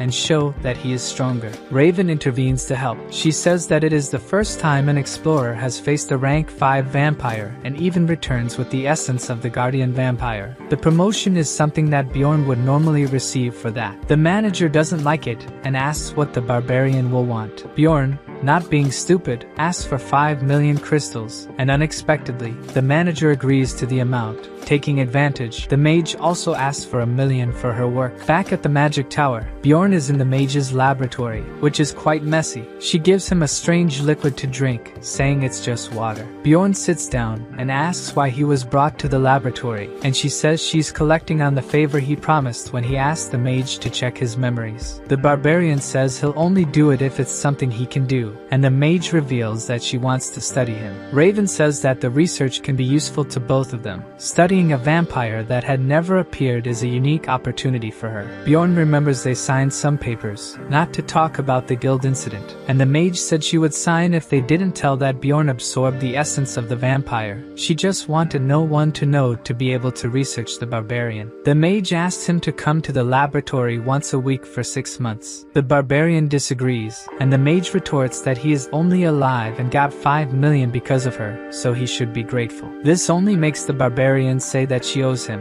which leaves Raven confused. Bjorn stares at the mage and says he absorbed the essence of the body golem against his will because of her. To Raven, he should be grateful for getting the essence, but the barbarian says he was forced to consume the essence so that the mage would survive. Even though she did it to save Bjorn, he says he didn't want the essence, and the mage owes him. The mage thinks the barbarian has gone mad. Bjorn continues to insist that he was harmed by the essence, even with the mage explaining that the essence was very rare and explorers would pay dearly for it. Bjorn tells her to consult other explorers because they would agree with him. The mage thinks Bjorn said that because he thought she didn't know other explorers. She touches a crystal ball and contacts another explorer, after explaining the whole situation. The mage looks apprehensive, waiting for the response, and her contact says he would be very angry if it were him, satisfying the barbarian with the answer. Raven is surprised and tries to say that if the essence were very rare and could only be obtained in a rupture, it would be worth it. Her contact says he would be angry, demoralizing the mage. According to him, mages wouldn't understand the situation, and Bjorn is triumphant with the answer. Defeated, the mage asks how she could compensate someone if something like that happened. The guy replies that he would ask for 15 million if it were him, much more than the mage could expect. It seems erasing an essence is very expensive, and every time the explorer does it, it gets more expensive. Raven probably doesn't have all that money, and she asks what could serve as an alternative. But in this case, her contact says he would split the person's head. Raven doesn't know how to deal with this situation. This contact of hers must surely be powerful, since he is close to a tower mage, and must know how important the balance between essences is. If the mage had asked a low-ranked explorer, they would say any essence is good for them. Now, Bjorn wants to know if she will admit she was wrong. The elder mage appears, saying the barbarian must indeed be special to have won over a mage without using brute force. He introduces himself as the Iron and says he is Raven's mentor, and Bjorn is shocked, as this means this old man is very powerful. He is the master of the magic school. The elder enjoyed the conversation between the two. Even though Raven used the soundproof spell, it seems he was curious as to why she brought a barbarian alive. This part about being alive makes Bjorn curious, and the mage explains, with a scary face, that usually only the bodies or the hearts of the barbarians reach the tower. Bjorn surely didn't like to hear that. Then the mage starts laughing and says it was just a joke. If this is the mage's humor, Bjorn will show him what barbarian jokes are like. The barbarian says he should crack the mage's skull, catching him off guard with the joke. Bjorn tells the old man to accept that he fell for the barbarian's joke, but it seems calling the guy an old man was a mistake. The barbarian starts messing with the mage's head, saying it was another joke to call him an old man, and since the mage doesn't respond, Bjorn thinks he went too far with the joke. The mage starts laughing, saying Bjorn is a true barbarian, while saying he doesn't mind being teased. His expression says otherwise. He seems to be boiling with anger. To fix the situation, Bjorn jokingly says the mage takes jokes very well, as if he has a bit of barbarian blood. Back to business, the mage has something to offer Bjorn instead of money. He offers the frozen spirit ring number 9425. By the barbarian's reaction, this numbered item means it is very rare. It can only be obtained by defeating Rupture Guardians, and has a unique ability. It's strange they offered such an item so easily. Bjorn wants to know what makes the ring special, and according to the mage, the item can seal one of the essences the user has absorbed. The mage says the ring could seal the essence of the body golem that the barbarian consumed against his will. It seems Bjorn knows some hidden ability of this item, which not even the mage knows, and he accepts the trade. Before the barbarian leaves the tower, Raven asks him not to forget to come back because he promised to help with her research. The girl apologizes for making the mage give a numbered item to Bjorn, but according to Diane, it was just a useless item, worth only 1.5 million crystals, and he thinks the barbarian will be angry when he finds out. As he leaves the tower,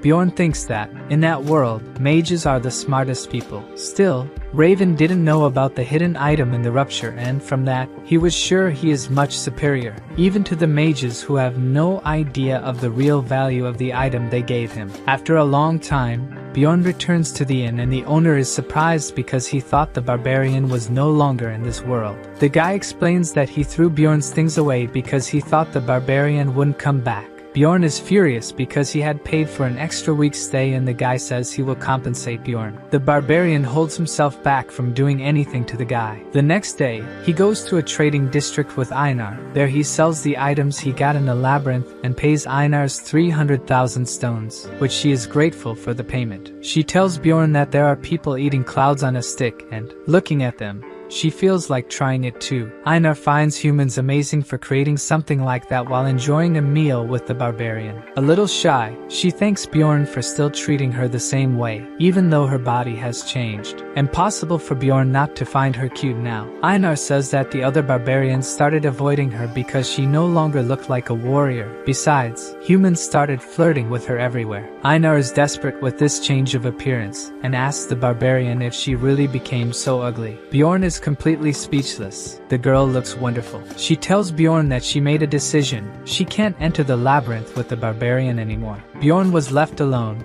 Now Einar is no longer part of his group, and not because of her change in appearance, but because her talents were noticed by an elder, a fencing specialist, and she decided to learn fencing with this mentor. The barbarian asks if she couldn't at least leave one day free to go to the labyrinth, but special training won't let Einar leave the temple for 6 months. It seems Bjorn knows this training, and if it's what he's thinking, it will be a great opportunity for her. Einar doesn't ask the barbarian to wait for her to come back or to let her join the group again, but she promises she will return as a powerful warrior who won't be a burden to him. Bjorn thinks that, after everything his companion went through in the labyrinth, being forced to surrender to the plunderer, swearing by her honor, and having no power to do anything in the rupture, she can't bear so much humiliation as a warrior. Now the barbarian needs to decide if he will find another companion, or go alone to the labyrinth, since he has become stronger with the 2 essences he absorbed. And considering that his attributes have increased significantly,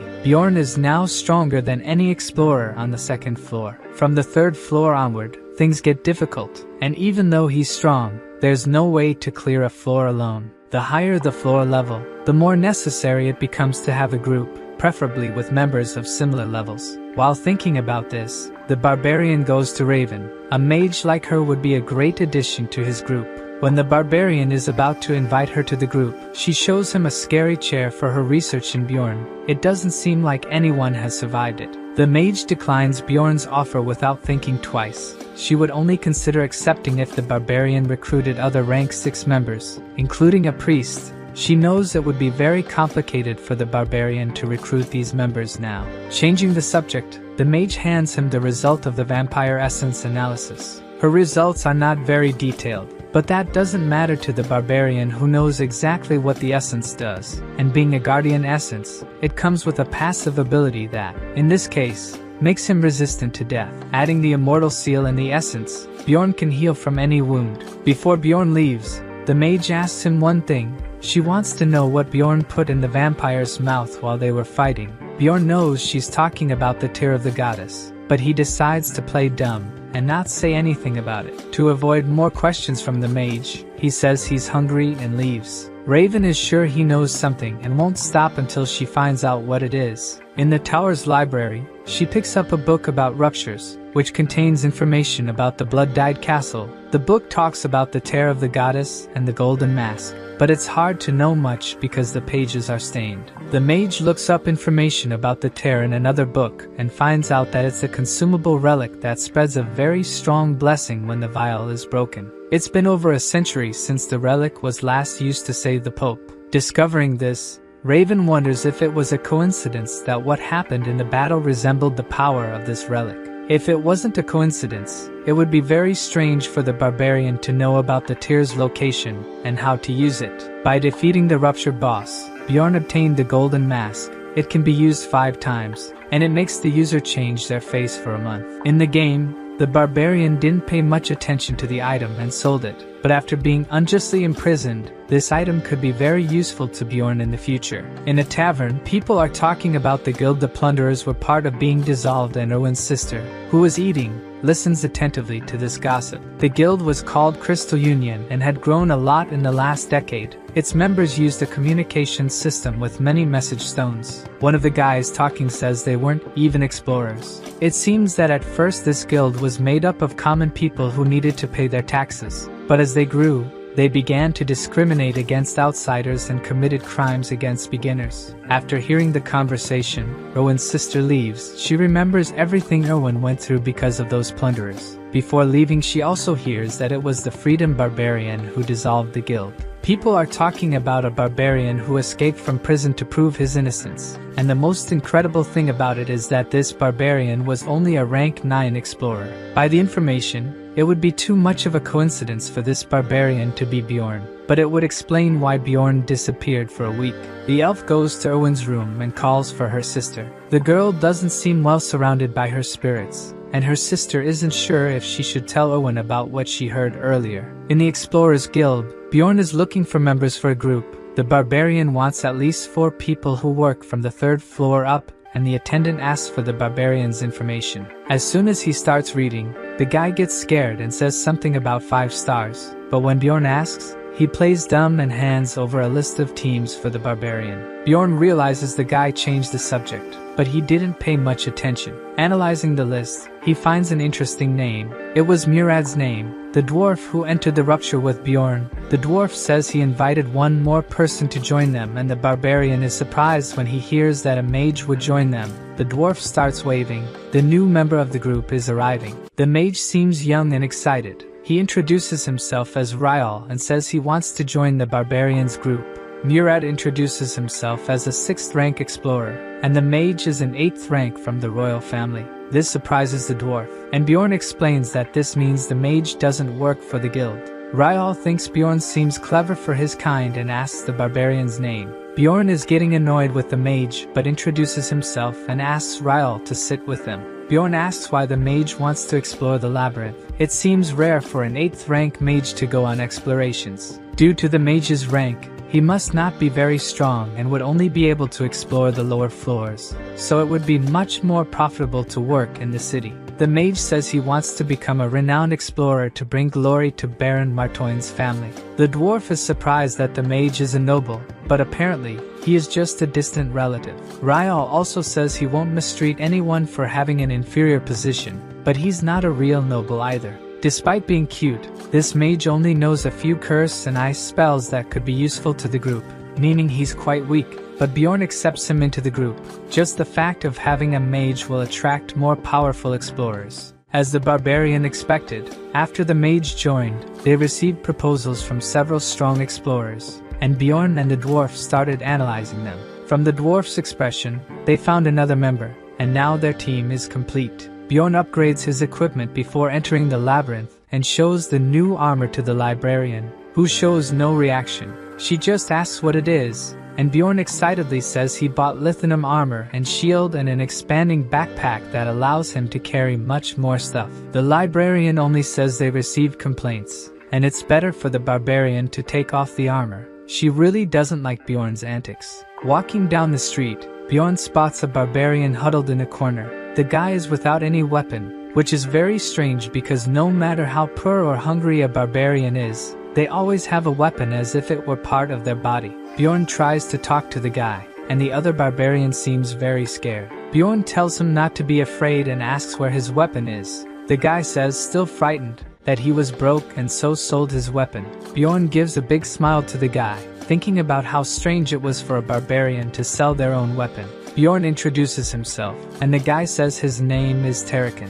Bjorn takes ʟɪᴇ to eat. Bjorn is sure that this barbarian is what they call an evil spirit in this world, someone who didn't come from this world. ʟɪᴇ is very grateful to Bjorn. He says he went through the coming-of-age ceremony a month before Bjorn did. ʟɪᴇ tells that he got lost and couldn't enter the labyrinth, but Bjorn thinks he got scared of the monsters and ran away. It wouldn't be difficult for the guy to have escaped from the barbarians. His problem would start afterward because no one in the city would want to employ a barbarian. Bjorn wonders if this guy wasn't playing and had also reached the boss's room in the game. But if that were the case, he would know how barbarians are treated in this world. So he asks what ʟɪᴇ did after the labyrinth opened the other month, and the guy says he didn't go back in. Bjorn gets annoyed. How could the guy miss the chance again? But ʟɪᴇ tries to explain that this time he didn't even have a weapon because he had sold his. The guy didn't think about the future, and Bjorn is confused if the guy really played the game. After that, the guy went hungry,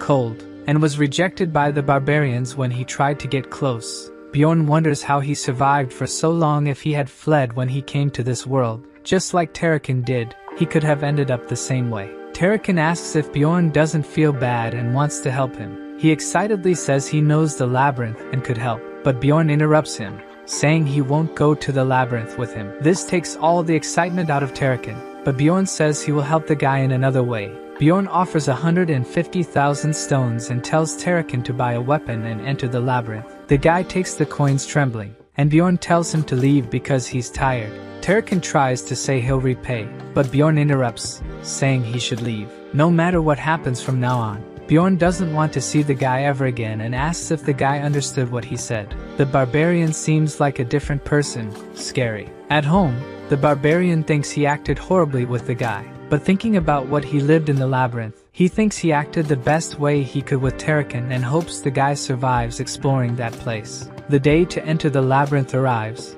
and the mage is excited. It's his first time entering, and he's curious about every detail of the place. The other group member appears. His name is Braun, and he's 7th rank with 8 years as an explorer. The guy knows what he's doing. Murad is also excited because he hasn't explored with the group in a long time. And finally, the last one to join the group, the semi-human explorer, 7th rank Nisha, who has 5 years of experience. She is eager to destroy some monsters. The dwarf jokes, calling her a princess, and she gets mad. It seems she's royalty from some tribe. With this lineup, Bjorn's new group enters the labyrinth. With Braun's help, the group reaches the 2nd floor in a few hours. But the navigator isn't satisfied since they weren't the first to reach the 2nd floor. Braun has the orientation skill, which shows the direction to reach the portal, which is very useful for the team. Bjorn just doesn't like that this way.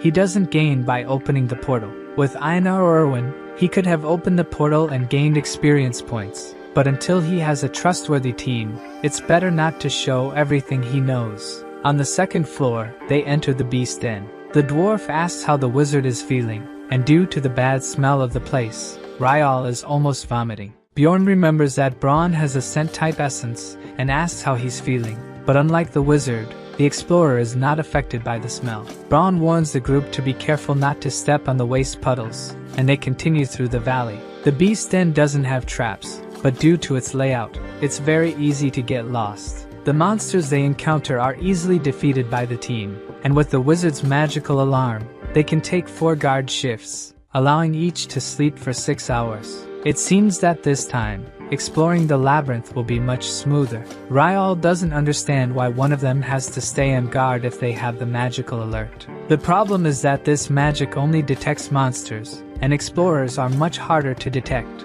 Knowing this makes the wizard scared, and the dwarf suggests Ryal should rest. The barbarian wakes up to the conversation and thinks this might be the wizard's first and last time with the team. On the second day, Braun says they are approaching the portal to the third floor, where rank 7 and 8 monsters are. The third floor, called the Pilgrim's Passage, is much larger than the others, and even though they might appear in different parts of the floor, all explorers will be together, unlike what happens on the second floor. Misha asks Bjorn if he has been to the third floor before and mentions it took her a year to reach there. Both she and the dwarf took about 2 years to reach the fourth floor. Misha makes fun of the dwarf because she is more experienced than him. If that's the case, the barbarian is ascending the floors very quickly. Suddenly, Braun tells them to stop joking around, and Bjorn thinks he looks even more annoyed, which could be understandable since he's doing all the work, but he continues to be annoying. They enter the third floor, barely stepping onto it when they hear a loud noise. Bjorn shouts for Braun to move away, and several monsters start running toward the group. The barbarian holds off the attack with his shield, finding it very odd to have monsters waiting right in front of the portal. Even using his shield, Bjorn realizes these monsters are very strong. On the other side, the dwarf is struggling to hold off the creatures. His shield starts to break, and he has to use his skill to repair it. Murad mentions the monsters are called Iantro, resembling boars, and are rank 7. The balance of weight ability the dwarf has was acquired by absorbing the essence of one of these monsters. The wizard casts a curse on one of them. Taking advantage of the opening, the dwarf lunges at the monster and hits its head. To finish off the other one, Misha uses Bjorn as a springboard and leaps onto the other creature, eager for a chance to get an essence. These monsters don't usually appear in this location, so Bjorn asks Braun if there are humans nearby. He activates his heat body sensor ability but doesn't detect any human presence nearby. However, he notes that by the smell, there were humans there not long ago, and Bjorn thinks they must have fled after seeing the group fighting. The dwarf is shocked that someone might have been waiting for them, and Braun clarifies that they weren't specifically waiting for them. Many plunderers attract monsters near portals, knowing that this is a vulnerable moment for explorers. Misha suggests they should find and defeat these plunderers. She heard there's a reward if they do. The team discusses that it would be difficult to find the plunderers now, and Ryal seems quite shaken by the plunderer's story. The dwarf thinks the best they can do is put a warning on the second floor portal, and the wizard is trembling. A pity he's so weak. The group comments that it's incredible that Braun knows about plunderers' strategies, since it's not common to encounter them. Curious, Bjorn asks how many times Misha has encountered plunderers, and according to her, it's only about 8 times in 5 years, which is almost nothing, considering Bjorn has encountered plunderers 5 times in 3 months. She and the dwarf laugh at the barbarian's bad luck. According to the dwarf, it used to be common to encounter so many plunderers over a century ago. Maybe it's Bjorn's bad luck that they keep encountering plunderers. Braun defends the barbarian, mentioning he encounters plunderers every 3 months. Bjorn is still upset. He's the only one who encounters plunderers so frequently. After defeating a few more monsters, they find a quieter place to camp. Murad, who noticed the wizard isn't well, asks if something happened. The wizard seems very disheartened. Ryal explains that his idea of being an explorer was shattered. He knows he may seem naive and spoiled to others, but knowing there are explorers who attack other explorers, who want to eliminate each other for money, is very difficult for him. If he continues on this path, he knows he'll end up killing someone, and that's why he was preparing himself. Bjorn wants to know if he's prepared now, and the wizard confidently says yes, even though he doesn't know if he'll really be able to when the time comes. The barbarian knows Ryal didn't have enough confidence, but it's better to lie and pretend to be strong. Braun tells the wizard that it's important not to be arrogant. It's much better to be like that, and asks the group if he can show them something. The group is impressed with the view that Braun showed them, a beautiful and bright landscape that can only be seen at this time of day and only on the 3rd floor. The wizard is enchanted by what he's seeing, and perhaps that gave him a little more courage to continue exploring the labyrinth. After night falls, everyone goes to sleep except for Bjorn, who stays on guard, and the barbarian notices that the wizard takes a while to fall asleep. The view must have really changed his impression of the labyrinth. The group resumes exploration, and according to Bjorn's calculations, he still needs another 100 experience points to reach level 4. On level 3, he can absorb up to 3 essences. Since there's still space for one more, he's not in a hurry to level up but wants to absorb a good essence. Braun warns that the group has reached the orc's habitat, the area with the highest number of monsters on the 3rd floor, where only rank 8 or higher monsters appear. If they don't go to the 4th floor, this is the best place they have for hunting. The dwarf thinks it's best for them to fight together, and depending on how they progress, they will decide what to do next. He barely finishes speaking when a band of orcs appears, coming toward them, and Bjorn's group prepares for the battle. Ryal casts a spell of ice spears that precisely hits an orc's forehead, while Bjorn and the dwarf hold off attacks at close range. Misha takes care of the orcs that manage to pass through them, and the wizard and Braun attack from a distance. The teams seem to be doing well until an orc sorcerer appears. He casts the berserk magic on his comrades, increasing the resistance of the warrior orcs by 300% for 10 seconds, which doesn't seem like much. But the orc becomes incredibly strong and manages to break through Bjorn and Murad's shields. The barbarian shouts to Braun that one of the orcs got through, and Braun tries to protect the wizard with his shield, receiving a massive blow from the orc. The group needs to organize to protect the physically weaker wizard. The 10 seconds of strength for the orc end, and Misha appears behind him for a sneak attack, defeating the monster. Seizing the opportunity, Bjorn attacks their sorcerer, who falls without even being able to react. The group is satisfied. They manage to defeat the orcs without getting injured. Reflecting on the battle, Bjorn thinks they are taking a bit longer to win, but they are still balanced. He believes they make a good team the way they are. The team advances toward the center of the orcs' habitat, and the closer they get, the more orcs appear in their path. They encounter a large rank 7 orc warrior, and even this monster is easily defeated by them. But things don't continue to be easy. Something explodes, and the group narrowly avoids it. A guy appears in front of them, hopefully not another raider. The guy says that orc habitat is the territory of the ʟɪධᴇ clan, and the group should go explore somewhere else. In the game, there were some ways to restrict an area, but since it was very difficult, it would only be worth it if it were a boss or rare monster habitat. The dwarf asks what this clan is doing there, since they usually hunt on the 6th floor, and the clan chief refuses to answer. Murad gets angry. He has never heard that this habitat is the ʟɪධᴇ clan's territory, and accuses them of not even being part of the clan for real. The guy looks at Murad nervous. It seems neither of them wants to resolve the situation peacefully. Bjorn notices that Misha has shrunk behind him and asks what happened. Then someone calls the girl a black sheep.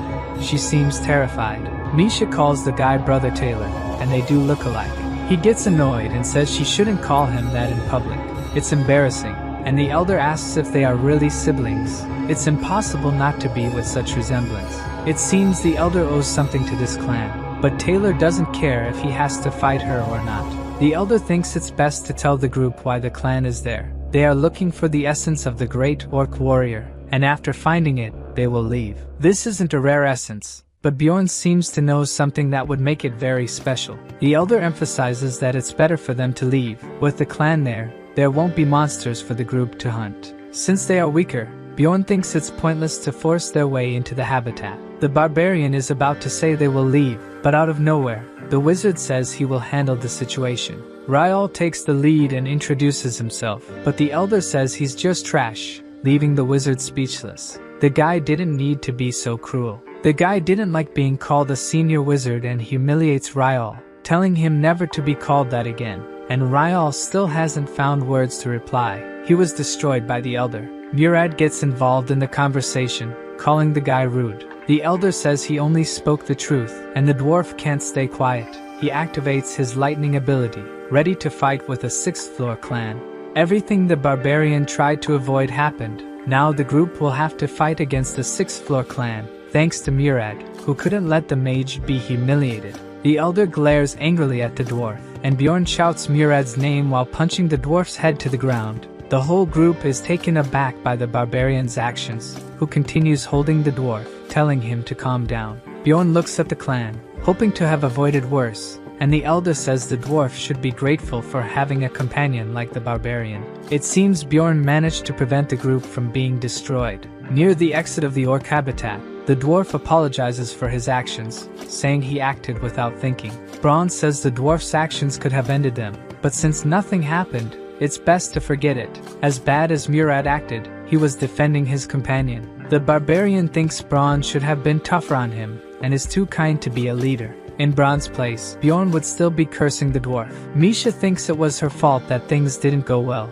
but for the mage, she was the reason nothing worse happened, as she is the sister of one of the clan members. This cheers the girl up, and Bjorn is puzzled by how quickly the group's atmosphere improved. Misha reveals she doesn't talk much about her family because she's ashamed of being the only one who couldn't form a bond with a spirit beast. Demi-humans like her can make contracts with ancient beasts, the spirit beasts. There are several types of contracts that allow summoning beasts, being possessed by them, or using their abilities, and not all demi-humans can make these contracts. In Misha's case, because she descends from the Karlstein family, it's shameful that she doesn't have a contract. When she was a child, she got along well with her siblings, but as she grew up and wasn't chosen by any beast, she was rejected by them and called a half-breed. To her siblings, she is the result of an affair, and since her mother died early, she couldn't confirm, so she left the clan and learned to fight, thus becoming an explorer. The dwarf is moved by her story and how difficult her life must have been. The barbarian doesn't understand how the dwarf could be so moved, and now the dwarf also wants to tell his story. Murad's dream was to be a blacksmith. Every dwarf must want that, but even trying for 10 years, he couldn't graduate because he had no talent. So, at 30 years old and needing to survive, he became an explorer. Now it's the mage's turn to say he's the least talented. He only had contact with magic due to his social position, but wasn't good enough to enter the magic tower. Ryal thinks that if he were a true mage, he would have been a little more respected by the elder. The dwarf is moved again, saying Ryal is a great mage. The elder was wrong about him. Beside the barbarian, Bronze says it's the first time he's seen something like this, and Bjorn thinks he agrees that all that emotion is unnecessary, but instead Bronze says he also needs to apologize. Bronze says he got angry when Murad and Misha were talking about their experiences because he envied them. He thought that since they weren't human, they were lucky and didn't suffer. To cheer Bronze up, the dwarf and Misha say that only humans can become mages or even saints, only not mentioning that only a small part of humans can have these talents. The dwarf laughs, saying the team is formed only by black sheep, and everyone feels better after talking about their problems and being comforted, except for one. Everyone looks at the barbarian, waiting for him to also tell his story. Bjorn is in panic. He doesn't know what to say in this situation, so the barbarian takes a deep breath and shouts with all his might that he has no mother. The dwarf and the mage stare at him, still surprised by the outburst, and Bjorn continues shouting that his mother didn't survive after childbirth, and his father never returned from the labyrinth, so he can't meet them even if he wants to. The group falls silent after the confession. Since Einar told this story to Bjorn, he didn't lie about his parents. Bronze and Misha are deeply moved. The mage starts crying, and the dwarf even says he can be a father figure to Bjorn, but he doesn't want any emotions and says he's fine. Still, now the group is in tears over the barbarian's story. Misha is worried and asks if Bjorn is okay. He started thinking about how many times he almost died since he ended up in this world, and that really upset him. While the barbarian is downcast, Murad tells Bronze that they should go to the witch's forest. This catches Bjorn's attention. They discuss where they should go, and for Murad, it's better to continue on the 3rd floor and improve their teamwork a little more before going up. Since the witch's forest is a very difficult place, Bjorn thinks the dwarf wants to go there to test how they work as a team in a much more dangerous place. On the 4th floor, monsters of rank 7 and 8 appear, like on the 3rd, but also rank 6 monsters rarely, which means that, being on that floor, monsters of this rank can appear at any time. Bjorn has lost the game several times on this floor and understands why the dwarf is cautious, but still thinks it's better for the group to move to the 4th floor. Bjorn argues that he and Murad are strong enough squires to handle rank 6 monsters. Even though the team lacks much damage, their composition should be enough to survive on the 4th floor. Misha and Ryal whisper if they should really trust the barbarian's idea, which angers him as he overhears their conversation. Murad remains unconvinced and suggests a vote, so the team decides to proceed to the 4th floor. The group has been in the maze for 3 days, and at dusk, Brown suggests it's best to stop and camp. Looking at the clock, Bjorn realizes the group has set up camp at the same time every day. Brown must have planned the camping spots in advance, considering the team's distance and speed, which is impressive. The Barbarian asks the guide about the plans for the next day, and Brown says they will be in the witch's forest before noon, showing his reliability as an experienced adventurer who knows exactly how to lead the group. The adventurers sleep until their shift changes, but suddenly, Bjorn is awakened by Brown shouting his name. The Barbarian thinks it's his turn to shift, but it seems that's not the case, so he asks if a monster is coming, and according to Brown, it's not just monsters. Bjorn hears screams as if someone is being chased by a monster, and Brown asks if he remembers when they encountered the Iantro near the portal. Bjorn remembers the guide saying someone had set a trap for them, but they escaped. The guide says he smells the same people where they are, and Murad asks if they are the looters from before. Brown confirms they are the same ones and thinks they are trying to infiltrate, pretending they need help. Misha wants to know what they are going to do since the looters are approaching. Bjorn puts on his helmet and decides to use this opportunity to their advantage, saying if the group isn't confident, it's best not to do anything. Meanwhile, the infiltrators appear. The Barbarian shouts for them not to come closer, threatening to crush their skulls if they do. The group asks for help, saying the rest of their members have already been caught by the monsters and offer a reward for assistance. Bjorn orders them to drop their weapons, but they refuse, saying the monsters are getting closer. The Barbarian observes closely and realizes the monsters are just watching the group, perhaps being cautious because they've encountered more people. He gives the group a choice. Either they drop their weapons, or it's better for them to leave. The group members seem very scared, and the guy who seems to be the leader finally accepts Bjorn's condition, and they all drop their weapons. Bjorn asks Brown to collect the weapons from the group and notices the monsters are retreating after seeing that the group has gotten help. They are indeed clever. The girl from the group thanks the Barbarian for the help and introduces herself as Elisa. After surviving the attack, she is in tatters. Enchanted by Elisa, the dwarf introduces himself, saying she must have been through tough times. The other members also introduce themselves as Talon and Hans. Bjorn remembers the Hans he met before and doesn't like the coincidence. This Hans asks if the Barbarian knows another Hans and says his name is very common. Elisa continues to thank and says the goddess ʟɪᴜ must have protected them. Brown is surprised to hear the goddess's name and asks if the girl is a priestess, which she is. Elisa serves the goddess of light who oversees exploration and relationships. Still, Bjorn doesn't believe it. He's sure they're all looters, and she's not even a priestess. Suddenly, the Barbarian is surprised. The girl is using her ability to heal the wounded companion, so she can't be a fake. Now the group is confused, and Misha asks if Brown might have been mistaken about these people. The guide is incredulous. He was sure he had smelled them before. Elisa thinks her group has already proven they are not dangerous and asks for their weapons back. But to her surprise, she hears a no. Bjorn doesn't care what she is. For barbarians, unlike humans, that means nothing, and he demands payment for the reward they owe his group.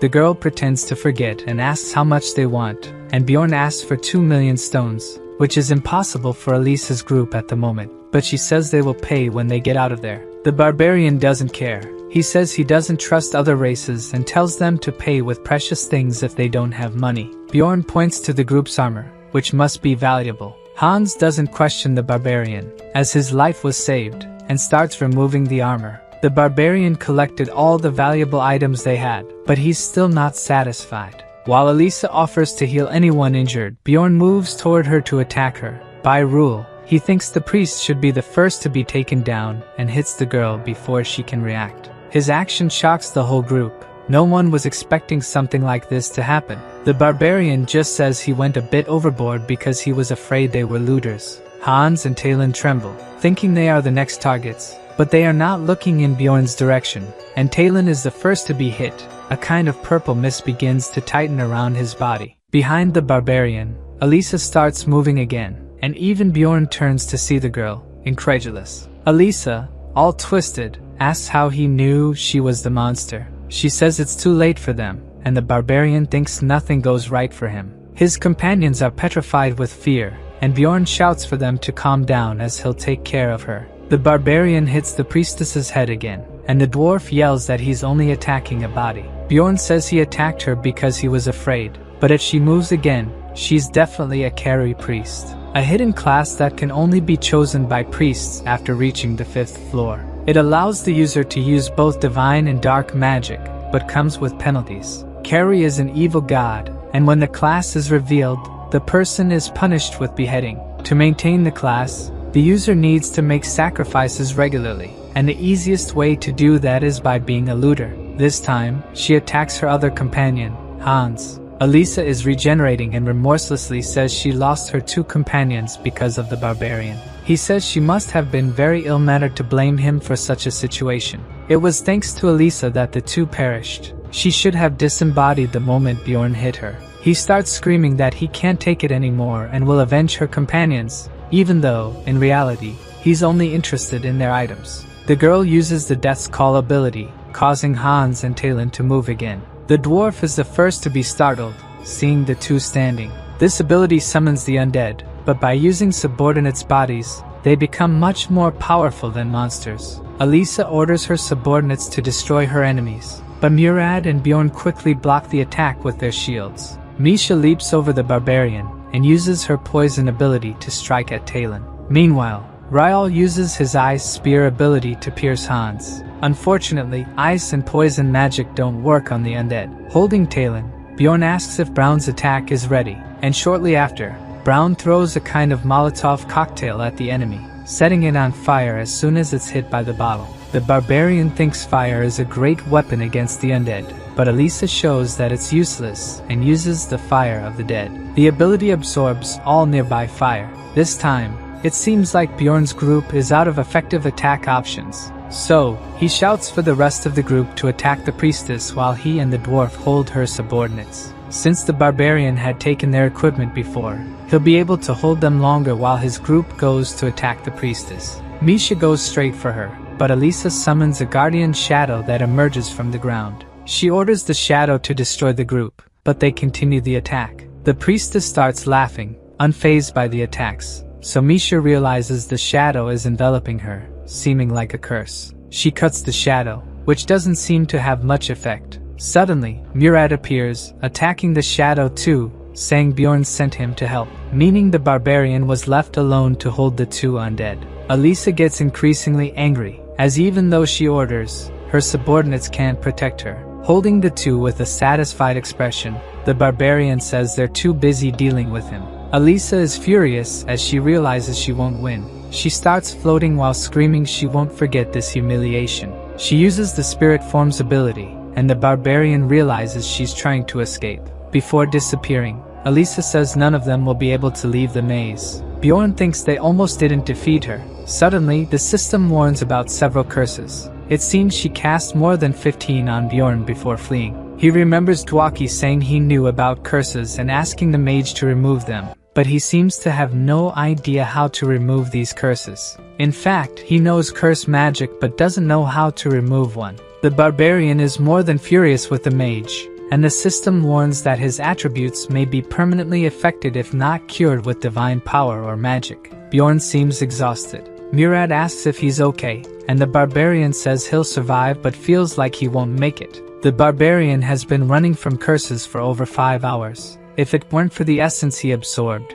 he would have fallen powerless. His group companions are also running because they've been cursed too. The only difference is that they received a lesser number of curses. Elisa made sure to cast more than 15 curses on the protagonist. Bjorn was also hit by the energy depletion ability, which reduces stamina recovery, even though regenerative powers don't help increase his stamina. In the game, the character would stop moving if stamina dropped below 10%, and he calculates he still has about 30% left. Brown tries to reassure Bjorn by saying they're almost there. The barbarian is almost out of breath when he sees where they finally arrived. The group managed to reach the witch's forest. A few hours ago, Brown was commenting that he couldn't believe they were being hunted by a Karui priestess. According to Bjorn, her abilities would be equivalent to those on the 5th floor. If they had been directly attacked by her, they wouldn't have survived. If they hadn't attacked after taking their weapons, some group members would have perished in the blink of an eye.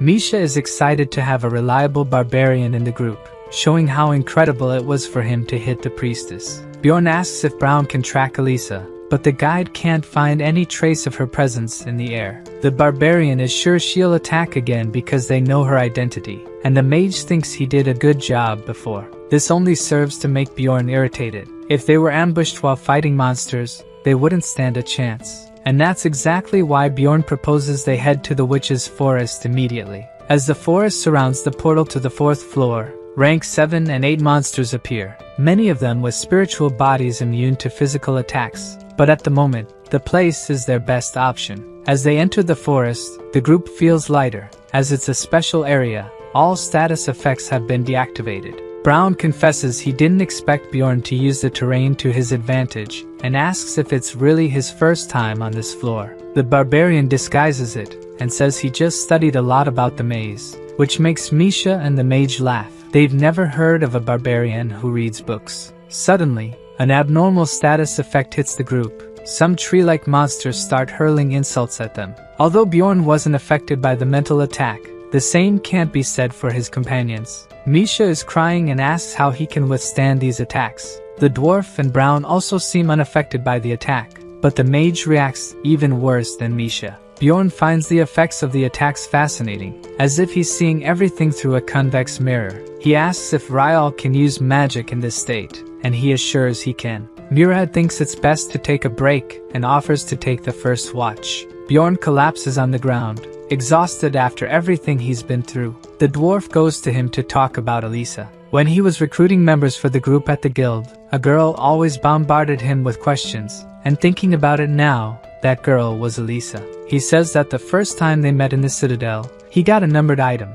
the Guardian's bracelet, and suspects she may have heard about it. He got bracelet number 3112, usually found in ruptures above level 4. Hearing this, all Bjorn can think is that, even though he didn't do anything, the dwarf got an item worth 50 million stones. The barbarian wants to know why Murad didn't recognize her before, but according to the dwarf, the first time she wasn't dressed as a priestess, with tattered clothes. Bjorn remembers the group having a meeting at a bar, so she might have heard and planned to attack the group in advance. Murad quotes a dwarf saying that danger always accompanies treasures, but Bjorn tells him not to change the subject because the dwarf was careless not to recognize the girl. The dwarf doesn't seem to care and asks Bjorn to rest a bit. Once again, Bjorn is awakened by someone shouting his name. Brown is surprised by the barbarian's ability to sleep soundly in such a place. He asks where the monster is, and Brown says it's close. Looking closely, there are several fairies flying near the group.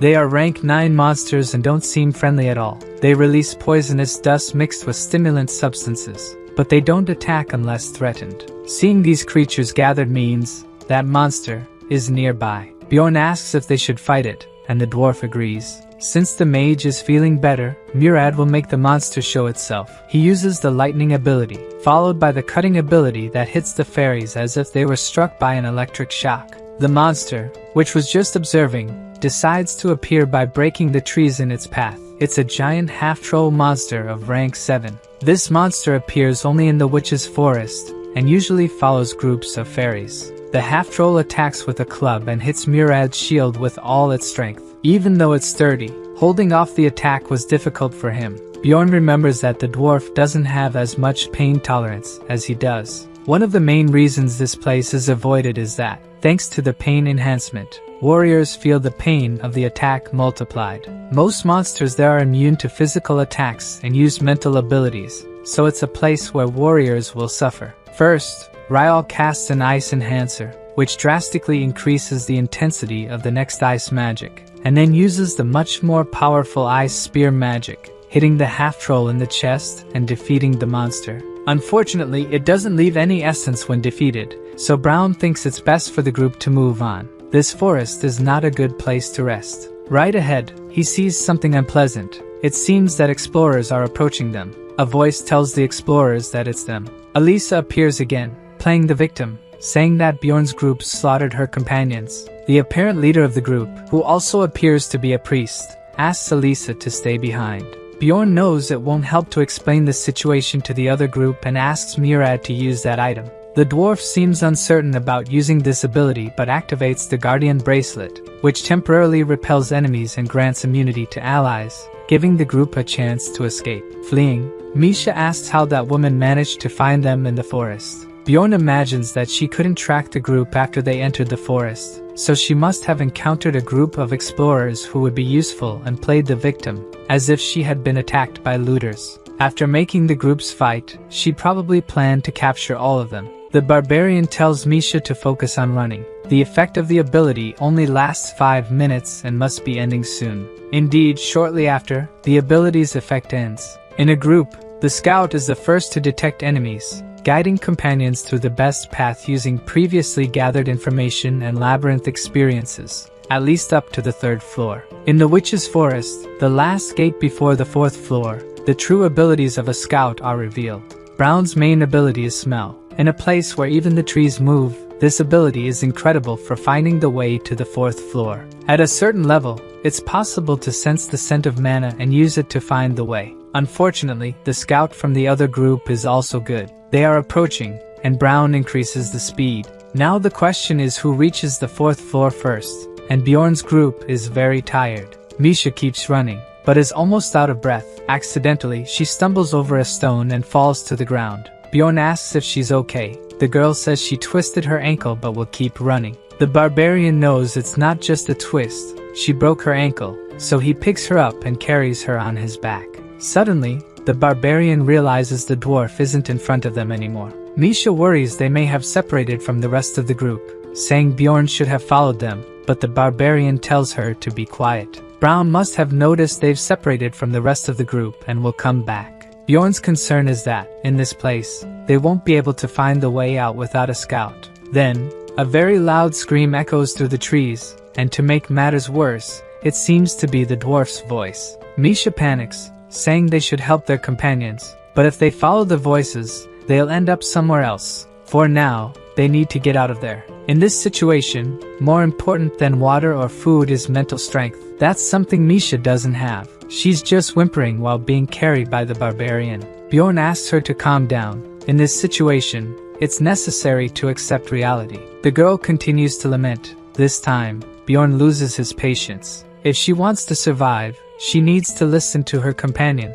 Now he has to focus on the present. First, he asks her to take and drink a potion from his backpack and walk on her own. They take a short break. Misha can walk now but thought she was going to die. The Barbarian wants to know if she can fight now, and the girl confirms she can. It's been 4 days since they entered the labyrinth, and Bjorn needs to survive for another 11 days with only a short-range warrior by his side. The worst part is that most monsters there don't have physical bodies, making it impossible to attack them. They urgently need elemental abilities. The Barbarian has made a decision and suddenly asks Misha if she's married. She reveals she's not, so the Barbarian wants to know if she has any belief that prevents her from showing her naked body to a stranger. She finds the question strange but says no. Bjorn says that's great, and he takes off his helmet. He begins to approach the girl, who finds it all very strange and asks him to back off, protecting her body, saying she's not ready yet. So, Bjorn stops approaching and offers her a ring, saying he was waiting for someone worthwhile to give the ring to, which only confuses the girl. Bjorn asks her to swear to her guardian spirit that, in exchange for the ring, she'll stand by his side from now on. Embarrassed, she asks if the Barbarian is serious, but he continues, saying that when she accepts the ring, along with her warrior's honor, he'll stand by her side and hopes she'll do the same. With the ring on her finger, she wants to know if this is serious. It's the first time she's received such a declaration. She was happy but says she's sorry. She never thought of the Barbarian that way. She tries to explain that it's not that she doesn't like him. Bjorn doesn't understand where she's going with this, so she reveals that the Barbarian is not her type at all, yet he doesn't understand. Furthermore, she is very embarrassed. She shouts that Bjorn is not at all attractive to her. The Barbarian says there was a misunderstanding. He just wanted her to swear to be his companion in exchange for the ring. Now, the girl is embarrassed for misunderstanding things. He could have explained it better. She tries to disguise her embarrassment, and the Barbarian says she can end the agreement at any time by returning the ring or paying 15 million stones.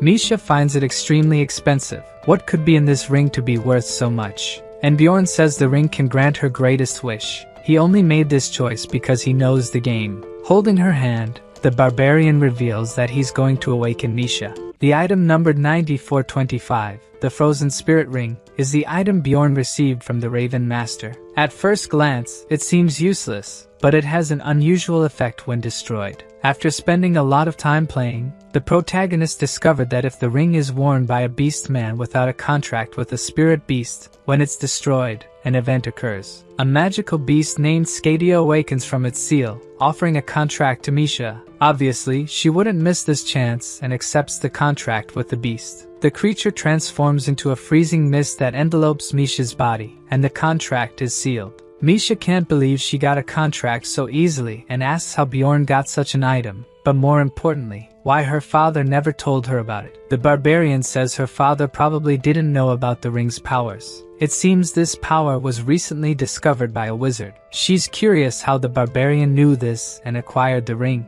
Before answering the girl, Bjorn thinks it's better for her to put something on first, and only then does she realize her situation. Luckily, the Barbarian is a gentleman and left her and the raiders' clothes in a corner for her to wear. Misha notices that Bjorn also got new boots that enhance his item level. She asks why she was undressed. The Barbarian reveals he removed them because he heard during these rituals clothes are destroyed. Misha wants to know why he asked if she was married. He just thought if she had a husband, he would be offended by what happened. Misha gets annoyed because he had time to think about that instead of explaining the situation properly to her. The Barbarian says he was in a hurry and asks if she has anything to say to him. She feels very embarrassed but thanks him for what he did for her. Bjorn wasn't just expecting a thank you, and she'd better not evade the question. Misha reveals she tried to commit suicide once, and it was her father who found and saved her. The Barbarian thinks she should be grateful for that, but she explains that when she woke up, her father said if she wanted to die so badly, she should do it in the labyrinth. At least then it would bring less shame to the family. The revelation only makes Bjorn think this family is worse than he imagined. That's why Misha entered the labyrinth, not to die, but to escape from this horrible family she has. She thought if she could become a great explorer, even without a spirit beast, she would be forgiven by her father. Misha isn't sure if she'll be recognized after awakening, but she feels like something good happened. She thanks the Barbarian again. She'll never forget what he did for her. Bjorn asks if she swears by her guardian god, and the girl smiles and takes the oath. Beastmen who make contracts with beasts usually gain abilities to summon, strengthen, or gain powers. In Misha's case, she received strengthening, with her body imbued by the magical ice beast. Finally, they can attack with attributes and will be able to fight against spirit monsters. These monsters are weaker compared to their ranks. With attribute attacks, Misha can now fight alone. Just like the Barbarian's seal has levels, spirit beasts also have stages. Since Misha is in stage 1, she can't yet imbue her weapon with the attribute. Fighting isn't a problem for a warrior like her, but fighting alone in this forest won't be easy. More and more spirits appear, and Misha won't be able to handle them, so the pair decides it's better to flee. The real challenge begins now. 11 hours have passed. During this time, they fought the monsters in smaller numbers and fled from larger groups. Misha complains of feeling exhausted from the battle, while Bjorn collects the crystals left by the monsters. Luckily, they didn't encounter any rank 7 monsters, and there's also no sign of Elisa. Since the ring disappeared after Misha's awakening, the passive ability of the body golem was activated. The acidic blood has already begun to damage Bjorn's equipment, and he'll lose the money he invested in it. Another downside is that they haven't found any attribute essences so far. Additionally, Misha is reaching her limit. At this rate, the Barbarian's chances of survival are only 30%. After 12 hours in the witch's forest, its field effects are strengthening. Bjorn asks Misha to tie a rope around their bodies so that even if they fall, they won't separate. Now they can't afford to stop for even a second. The real reason the witch's forest is considered a place not to stay in is the witch's eye. Its effect is simple. If you stay still for some time, the rank 7 monster Kanabaro will appear. This time decreases as the level increases, and after over 60 hours in the forest, Bjorn and Misha are still lost. Once the witch's eye activates, they haven't stopped walking. Kanabaro would appear after 10 minutes if they stopped. It would take about 15 minutes to kill one, and as soon as they stop, they'd be attacked. Misha asks Bjorn to walk slower. She's exhausted, and Bjorn notices she's much more tired. Even when slowing down, Misha is still being pulled by the Barbarian. Seeing she can't keep up, Bjorn tells her to climb on his back so she can rest a bit. She tries to say that the barbarian is also tired, but he grabs her waist and throws her onto his back. Knowing she won't resist for long, Bjorn knows she's exhausted, and she thanks the barbarian. Except in battles, Bjorn has been carrying Misha for hours. It's been over 87 hours since they entered the forest. The barbarian is also reaching his limit, and thinks they need to find that thing before it's too late. Suddenly, a voice asks why Bjorn doesn't leave Misha behind, and he is petrified as if he knows that voice. It continues, saying that way, Bjorn would solve his companion's biggest problem, and even asks if he won't seduce the girl. The voice belongs to the barbarian's ex-girlfriend and doesn't seem like an illusion. She asks if Bjorn is afraid of being abandoned again, and tries to approach the barbarian. Bjorn realizes that since it's based on his memories, she acts exactly as in real life. Meanwhile, she keeps speaking sweetly that Bjorn is a know-it-all who doesn't talk about himself. Bjorn says she acted the same way, and the girl gets annoyed but continues her advances on the barbarian. Bjorn seems hypnotized by her words, feeling like an idiot for being led by an illusion. The illusion asks Bjorn to stay with her and leave Misha behind. His ex's illusion hugs him, saying the other girls don't understand him. He is completely caught up in the illusion until a voice shouts for him to wake up Misha through the illusion away with her strike. Now the barbarian realizes he was ensnared by the illusion. Misha keeps striking the illusion and asks if the barbarian is okay, but he doesn't seem to have recovered yet. Misha is proud to have rid them of the dryad that was attacking her companion. Bjorn is shocked when he realizes what kind of monster had attacked him. Dryads are rank 8 monsters that use their captivation ability and rarely appear in the witch's forest. That's why the illusion was so realistic. It wasn't a field effect but an ability. The barbarian thanks Misha for saving him, and she feels proud. Suddenly, her expression changes. A group of explorers has just appeared. The explorers think the duo must have gotten lost. It's been 8 days since Bjorn reached the 3rd floor, and most groups should have moved on by now. The explorers ask if they lost their group, and the barbarian confirms, thinking these people aren't trustworthy. Misha gets excited thinking they're saved, but the barbarian remains cautious.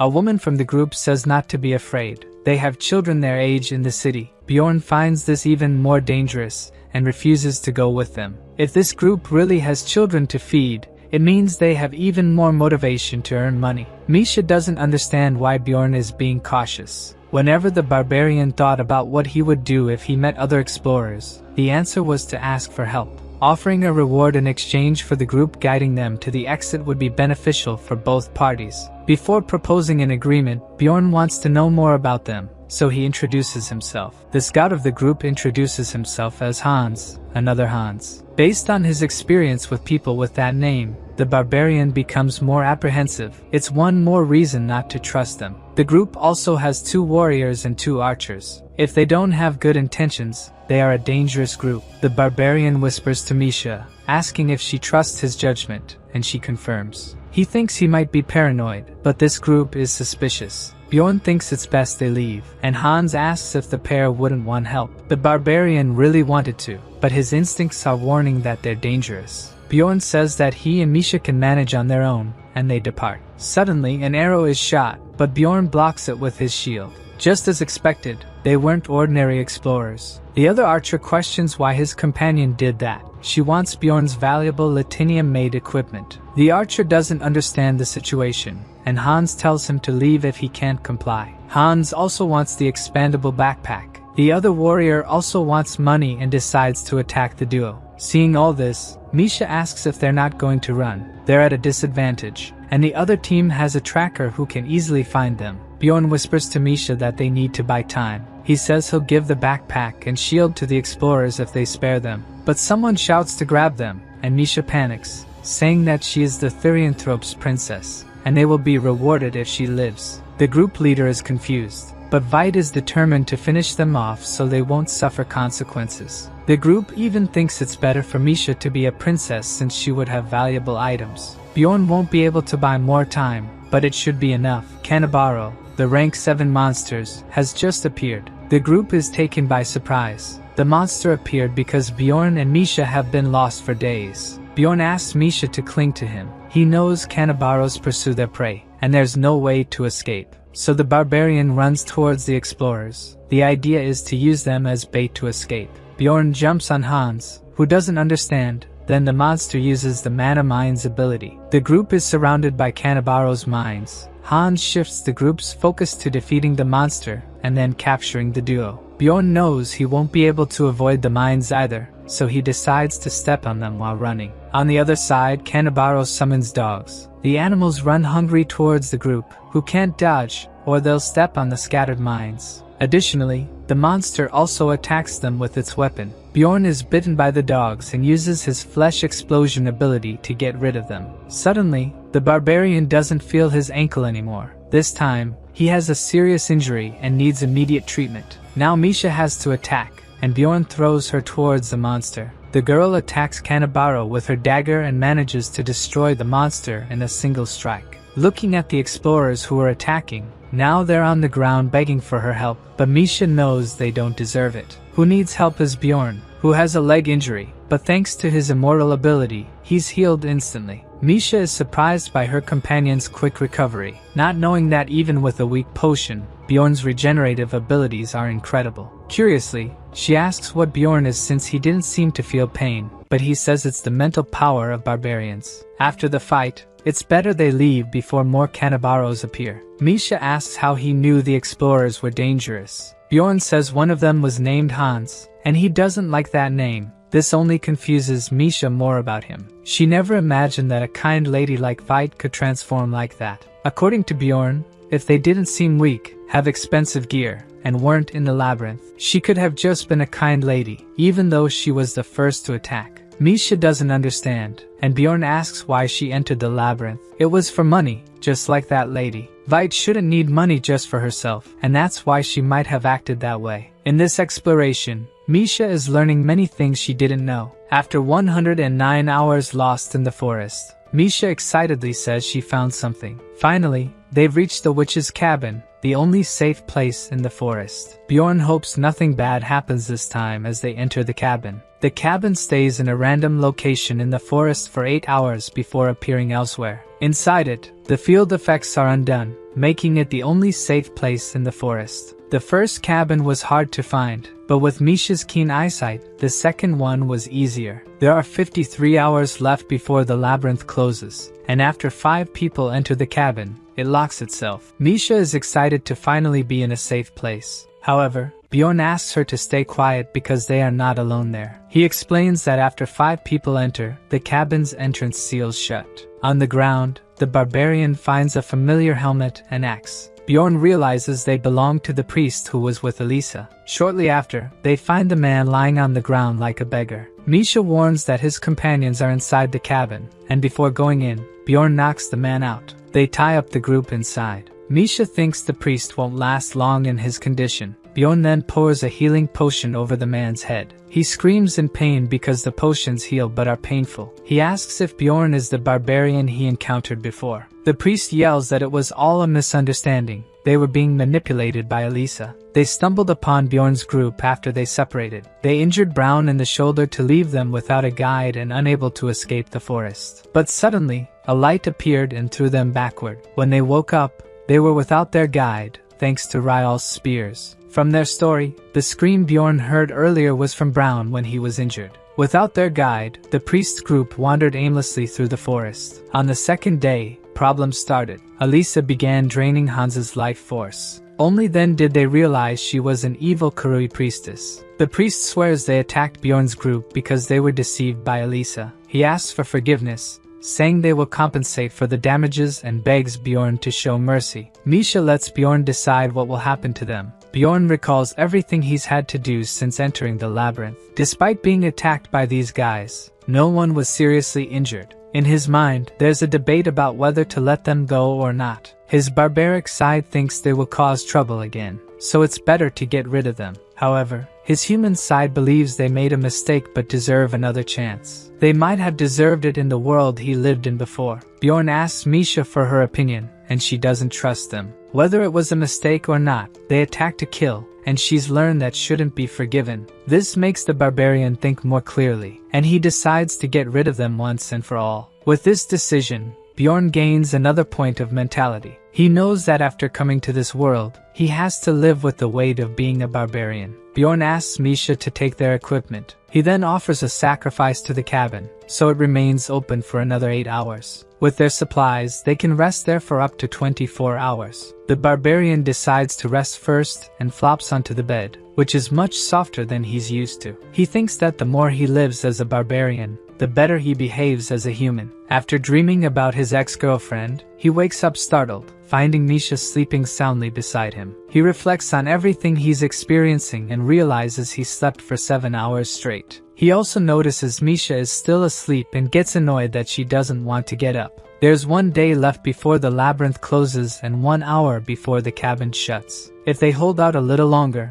they can return to civilization. When they return to the forest, things are very different. Misha asks Bjorn if he knows what's happening. He remembers that in the game, after making 7 sacrifices in the cabin, a special condition is fulfilled. It releases the Chaos Lord Reincarnated, who starts roaming the floor. In the game, they were called floor masters, and each floor had its own. Misha is in a panic. She didn't know there was a lord on the 3rd floor. The method to summon him was kept secret because it wouldn't be enough with just a few explorers. Even the floor monsters hide from Reincarnated, who kills anything in his path. The portal to other floors closes when he is summoned, so it's better for whoever is on the floor to prepare. Misha starts asking why he appeared, and it was probably because of them. Bjorn explains that when they burned the sacrifices, they fulfilled one of the conditions to summon him. He didn't imagine that others were doing the same. Misha becomes desperate and blames Bjorn, thinking everyone will die. To make matters worse, Bjorn says it's better if no one knows it was them, or it may not end well.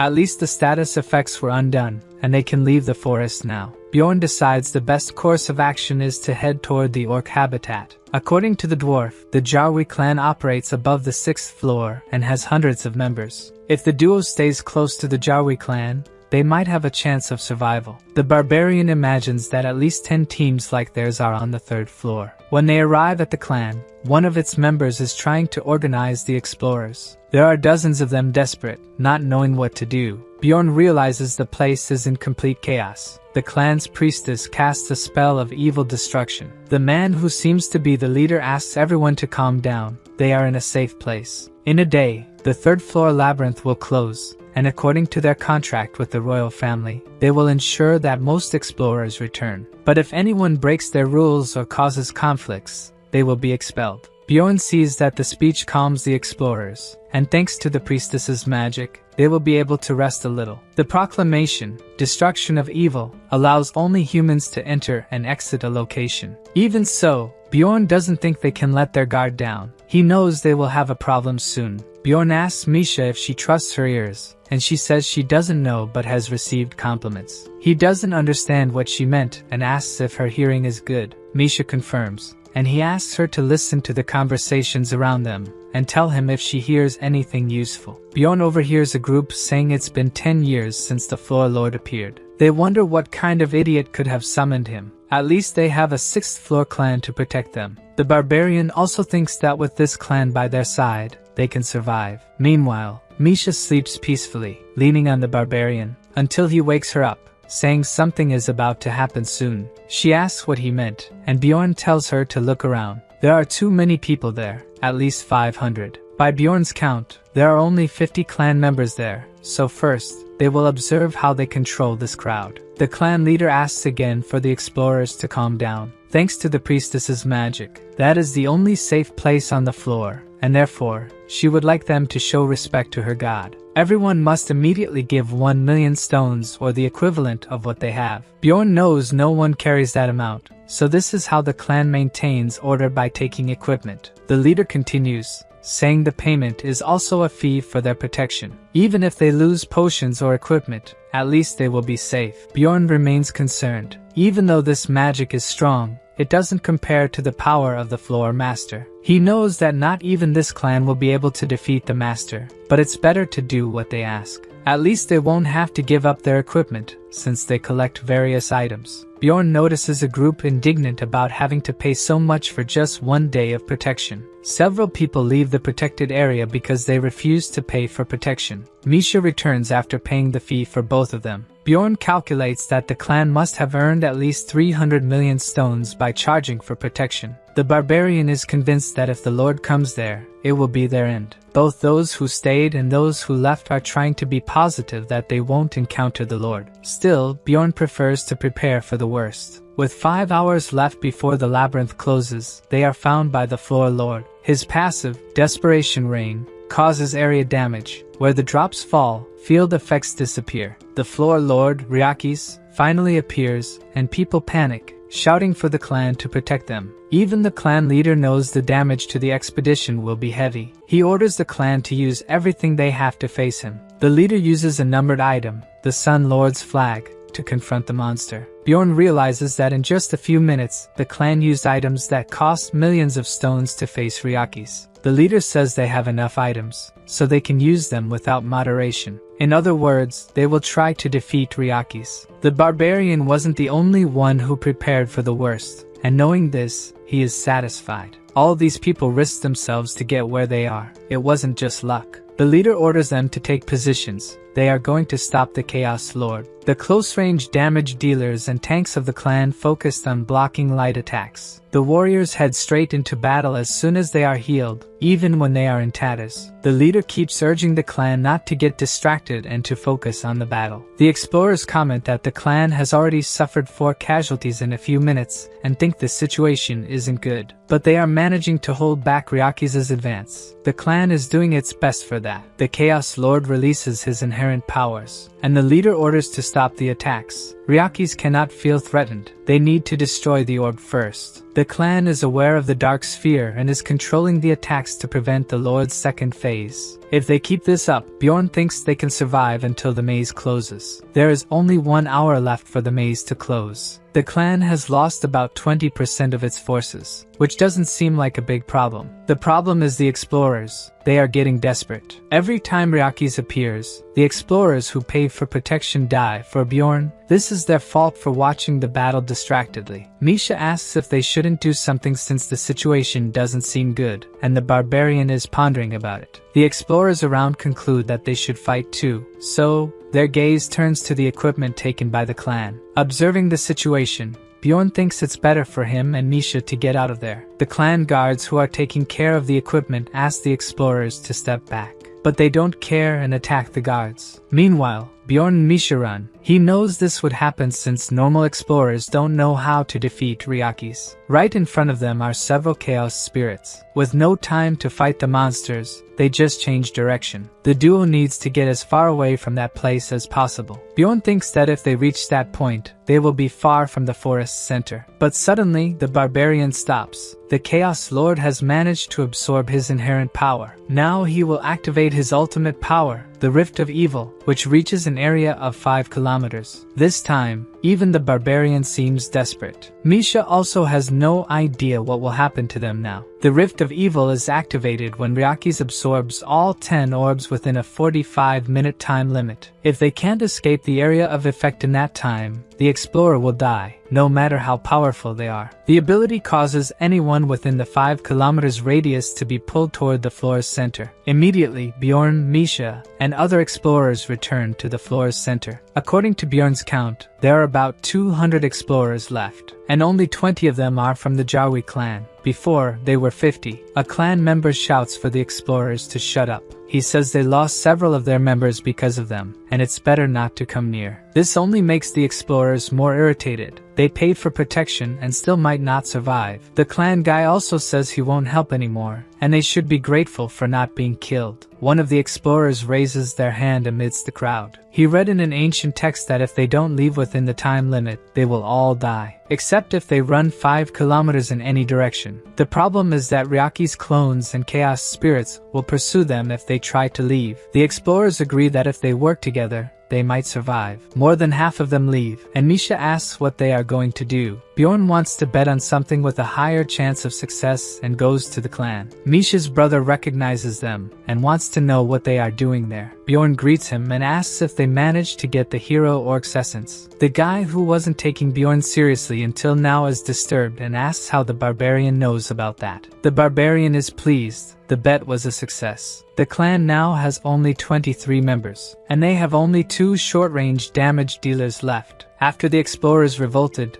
they lost many warriors. Because of that, they had to let Ryaki's absorb the orbs to buy time. The clan's mage is impatient and urges the vice-captain to do something before time runs out. The vice-captain is in a tough spot. They won't be able to clear paths with only 2 damage dealers. The 2 are a swordsman and a lancer, so there's no one for defense. They just needed one more person, someone who could stay on defense. To add more pressure, other clan members keep asking him to come up with a solution soon. Suddenly, a voice shouts that they will clear the way, and the vice-captain looks for who can solve his problems. Someone explains that Bjorn is a teammate of the ear guy's sister, and that he doesn't need to worry about him. But the vice-captain still wants to know who Bjorn is. The barbarian is asking for the hero orc's essence in exchange for clearing the way for the clan. Hearing this, the vice-captain activates the survival instinct ability. It highlights the target, increasing its survival probability, and it's the first time it emits such a strong light, as he has been saved by this ability several times before. The vice-captain decides that Bjorn is the key to getting them out of this situation, and he asks for the barbarian's name. Bjorn introduces himself, thinking that his second bet was also a success. The vice-captain introduces himself to Bjorn, and asks how he knew they were after the hero orc. Bjorn simply presumed they were there because of the essence. A powerful clan like theirs wouldn't be there just for the orc warrior. They must have had some other reason. The hero orc is a hidden boss, summoned when offering 777 magic crystals to the orc warrior on an altar in the middle of the orc habitat. The clan brought many supplies in case they had the rare chance to encounter the orc lord. Since they still have many, they must not have found the lord yet. After hearing the explanation, the vice commander asks why they need the barbarian. Bjorn explains that he has the immortal seal, the vampiric essence of a rupture guardian, and also the essence of a body golem, with the characteristic of pain tolerance. The vice commander doesn't need to hear more. For a third-floor explorer, Bjorn is not bad at all, even when compared to the clan's warriors. The vice-captain thinks the barbarian is amazing and will invest in him. Misha's brother tries to intervene about giving the essence to Bjorn, but the vice-captain has already decided. Investing in Bjorn pays off if they can save at least one more clan member at the cost of the essence. Meanwhile,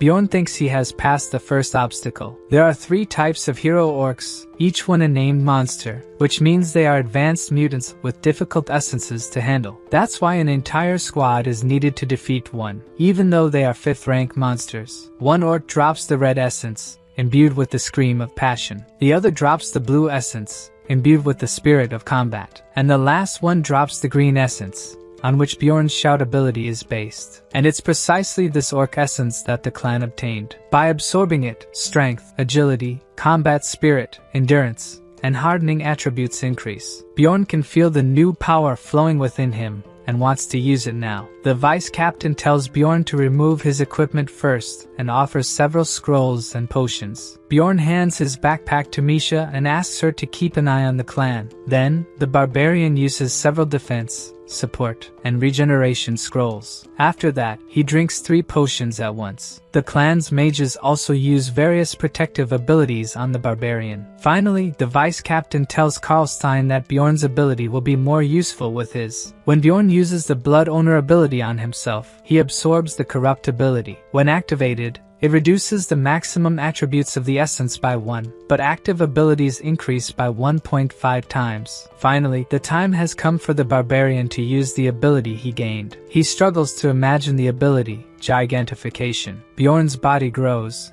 as well as his attraction value and physical attributes. He looks like a giant compared to the others. Misha blushes, as the barbarian's clothes tear due to the size increase. So, the vice-captain asks for some cloaks to cover Bjorn. After being covered, Bjorn is ready to move forward. They have only 30 minutes to defeat the Lord, but Bjorn is confident he will succeed. The barbarian lets out a war cry and runs toward Ryaki's. The other clan members follow behind him. In addition to them, Misha and 40 more explorers follow, in exchange for having their equipment returned. Bjorn uses the sacrifice seal on the explorers, further increasing their physical attributes. At this moment, the barbarian is overflowing with power. First, miniature clones of Ryakis appear, each 2 meters tall, but they are small compared to Bjorn. When these monsters are destroyed, they cause damage to the opponent, even with tolerance. Bjorn still feels pain when destroying them. Thanks to the vampiric essence, he knows he won't die unless his heart is destroyed. But the vice captain warns that he's being careless and doesn't need to attack so many at once. The problem is that with active gigantification, more monsters are attracted to Bjorn. This makes the explorers behind him safe, since most monsters focus on Bjorn. Misha's brother also attacks the monster clones but receives damage reflection and asks the priests to heal him. Seeing this, the barbarian tells him to stop injuring himself unnecessarily and retreat. Bjorn needs to be the only one at the forefront. When his life is below 50%, all resistance and tolerance attributes increase. The orc's passive ability, the hero's path, increases all defense powers when life is below 50%.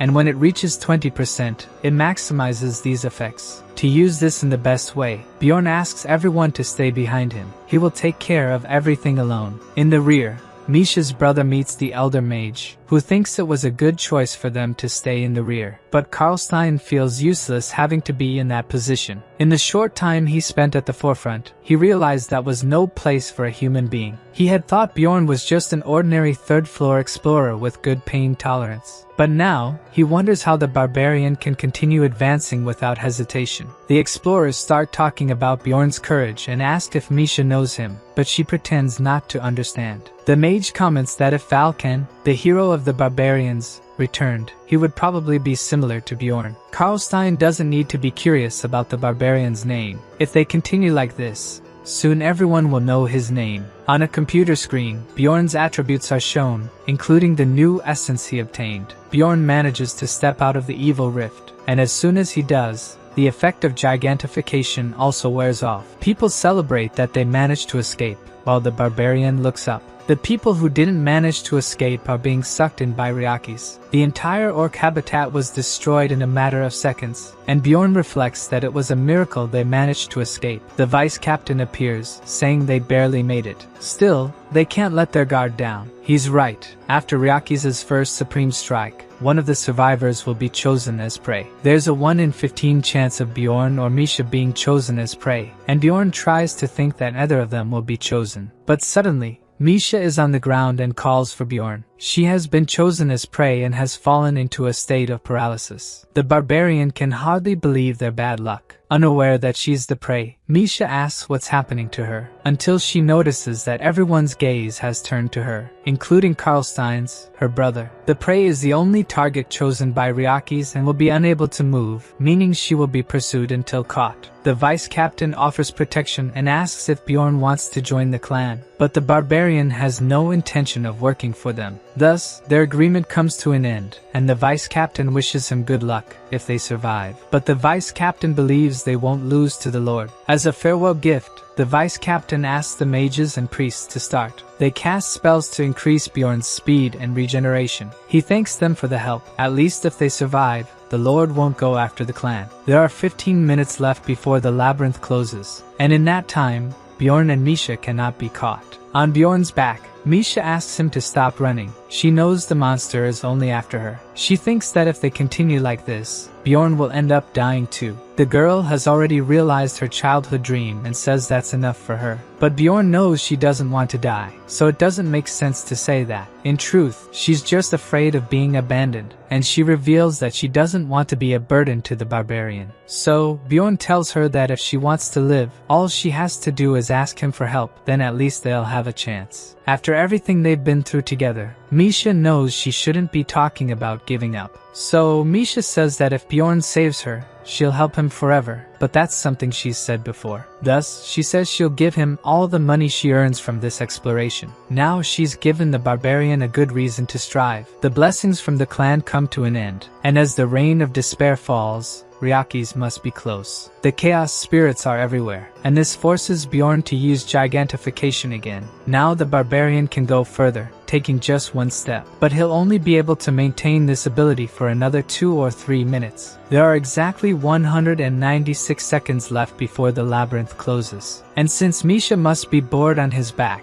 Bjorn asks her to start counting the time. The barbarian has no choice but to fight the chaos spirits that keep appearing. Suddenly, a light almost knocks the barbarian to the ground. With 90 seconds left before the labyrinth closes, Ryaki's is very close. With Ryaki's attack, even the chaos spirits were affected. Several of them were taken down. Bjorn can now run more freely without being chased by the spirits. However, they are within Ryaki's attack range. He just appeared, and the barbarian barely manages to dodge him. Misha tries once again to tell Bjorn to leave her behind, but he tells her to stop whining. If he's made it this far, he's not going to abandon the girl now. Besides, the barbarian wouldn't risk losing the money he invested in her, giving her the ice spirit ring. Bjorn says they will survive confidently until, out of nowhere, his arm is ripped off by the Lord, and Misha becomes even more desperate. Bjorn then asks her how much time is left until the maze closes. In tears, Misha says there are still 60 seconds. Bjorn's only choice now is to endure. Fleeing is no longer an option with the Lord so close. The barbarian decides to run towards the Lord, which makes no sense to Misha. But Bjorn thinks it will be harder to be attacked from below the Lord. They still have 50 seconds left until the maze closes. After observing the clan fighting the Lord, Bjorn learned his attack pattern. There are still 30 seconds left, and at least Bjorn is managing to dodge the attacks. But with 25 seconds left, the barbarian is hit again and falls to the ground. This time, he thinks it's the end. He won't be able to dodge the next attack.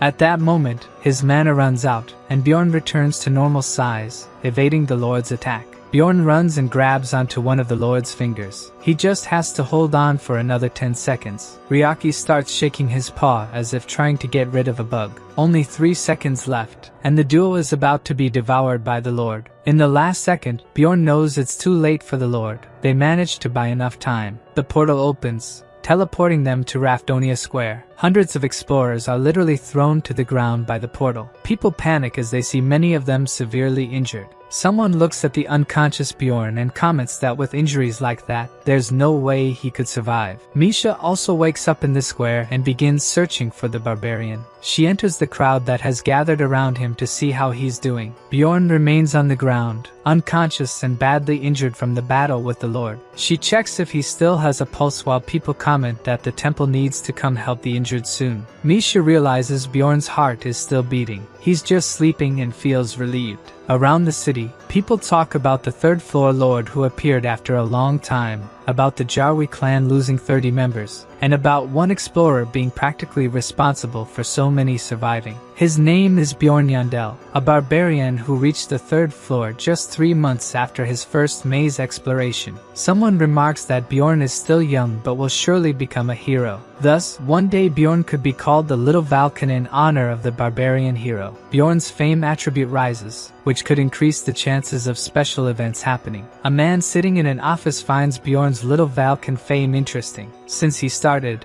it's the first time he's seen an explorer achieve so much in such a short time. He also knows about the essences Bjorn possesses and doesn't believe he obtained such special essences just by luck. In history, there were others like him, known as heroes. The man wonders what Bjorn is, a hero or an evil spirit. In a tent, we see the day dawning in Rafdonia. The sunlight wakes our barbarian. He puts his thoughts in order, remembering that he came out of the labyrinth, along with his companion Misha. 2 days later, in a tavern, people are talking about the Lord who appeared on the 3rd floor and the barbarian who saved everyone, calling him Little Valken. While discussing how no one discovered who summoned Ryaki's, Bjorn's fame rises. In the same place, Bjorn and Misha meet their companions who were separated in the labyrinth. Before talking about everything that happened, the MC wants to ask for something to eat. He must be starving. Then the dwarf explains that after Rotmiller was injured, he used the wrist guards again to buy time. Misha is surprised that he could use the item again. For Bjorn, they must have used a combination. And the dwarf explains that by using emergency restoration, it's possible to reset an item's count. After treating Rotmiller,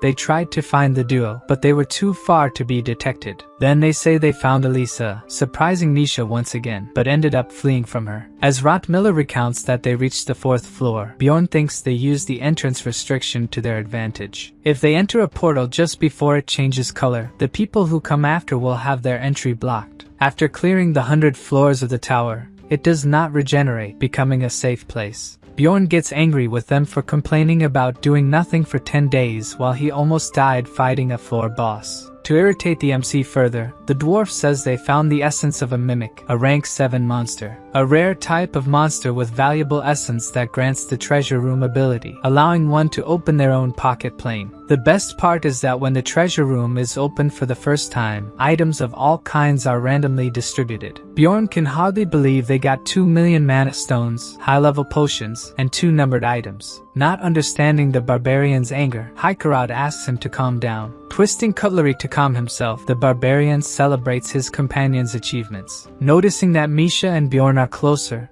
the dwarf wants to know what happened to them during that time. Before Misha could say more, Bjorn steps forward to tell what happened, commenting that he will summarize the story. He skips several parts, such as giving the ring that allowed Misha to make a contract with a spirit beast. Even so, the rest of the group is surprised by the part they hear, and Rotmiller congratulates the girl for securing the contract. The dwarf decides to reimburse the amount the duo paid to the clan, even knowing they earn the hero's essence. To Ryal, the duo's story was incredible, and according to the dwarf, no one will question the nickname Little Valkan. The barbarian doesn't understand this nickname story, and Hykarod explains that people are calling him Little Valkan in comparison to the barbarian hero of the past. To Bjorn, this came too quickly, although in the game a nickname is a good thing. In this world, it means he will receive unwanted attention if he becomes famous too quickly. Changing the subject, Misha wants to discuss more important things, like how they will distribute the group's earnings. Despite some losses, they reach nearly 8 million stones as profit.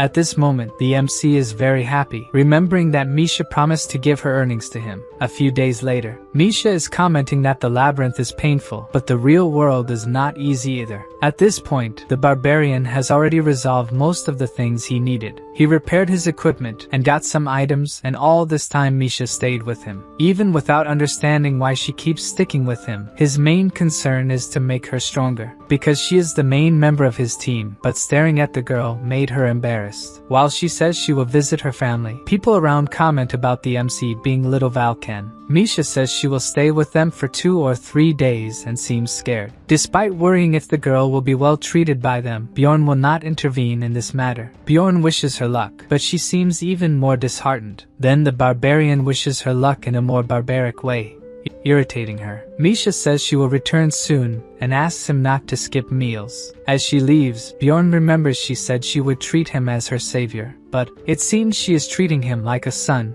just like his ex-girlfriend did. What he needs to do first is to increase her level. With improved attributes he can join better groups, but Misha cannot accompany him at her current level. After arriving in the 8th district, he decides he will stay with this group for now and is caught by surprise with a new execution. People around are euphoric as if it were a happy event, thinking the person about to fulfill the sentence was an evil spirit. Looking out of curiosity, the barbarian realizes it's ʟṛikyn in that situation. Bjorn was worried about the guy, who must not have followed his advice to buy a weapon, or had the courage to enter the labyrinth. At this moment, ʟṛikyn recognizes the barbarian, and tries to shout for help from the acquaintance, but it is too late. The barbarian turns away not to witness ʟṛikyn's end, thinking that could have happened to him. Now he will stop helping these people out of pity. Suddenly, someone who knows the MC's name appears, saying they are in the same position as him. Listing several real countries, the blonde asks where Bjorn came from. To the barbarian's displeasure, there are more people like him in this world, and the guy seems quite excited to meet the MC. Extremely irritated with this situation, the barbarian uses the Einar method and tells the guy to say what he wants to get at with the conversation. A little scared, the guy says he thought Bjorn would stay there for only 3 months, after being pressured again. He hears the guy say he ended up in that place thanks to the damned Gwayne too, and makes more compliments about earning a title in such a short time, and Bjorn thinks this must be a scam. In the end, the blonde no longer wants to know where Bjorn came from, as both are outsiders. The MC stays silent while the other keeps talking,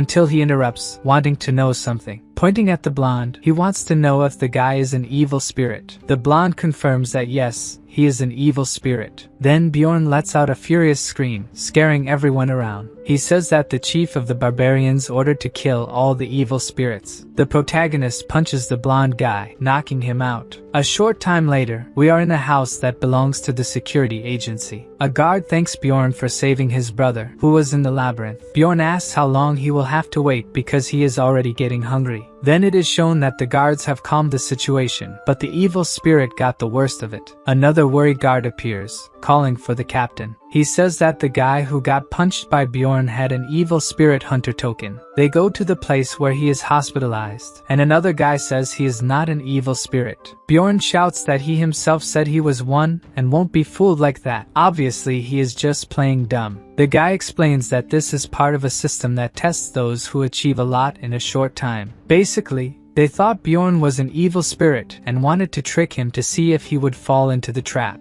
Really, Bjorn was very smart. With his performance, he will no longer be suspected, and the one who got hurt in this story was the blonde guy who got all beat up. Later, as the barbarian was leaving, he comments that he didn't expect them to know so much about the real world. He asks if he was from America or Europe. Bjorn only realized it was a trap when the blonde guy pronounced the word game. He said it in the wrong way, so Bjorn realized it was a trap and put on that whole act. And that was probably how ʟɪྡᴇ, the barbarian Bjorn helped, was executed. He must have fallen into this trap. Bjorn finally arrives home to take a nap, but he notices something strange on the floor, a white envelope. When he opens the envelope, a red pill falls out. There is also a letter that Bjorn begins to read. It says that if you take the pill, you will be able to join a community of players who came to this world. It is completely anonymous, with a message at the bottom of the letter saying that the king of Rafdonia is a son of a bitch. Now we see the guy from the security agency talking to someone from the royalty. The guy says he only ordered them to follow Bjorn and not try to figure out if he was an evil spirit. The guy apologizes because he thought it would be easy since Bjorn had only been there for 3 months. He plays a recording of that moment when Bjorn was being tested. The guy watches all the details very carefully. Then he says that an evil spirit would run, but Bjorn attacked the blonde guy. He concludes that Bjorn is not an evil spirit. For a barbarian to achieve a title in 3 months without being an evil spirit, he must really be a hero. And this is good because this city will always need more heroes. The next morning, Bjorn is in front of the magic tower. He took the letter for the mage to analyze. She says he must have caught the attention because everyone who becomes a bit famous receives it. It's normal. She says that if he had brought it right away, she might have been able to decipher what the evil spirits wrote in the letter. He plays dumb,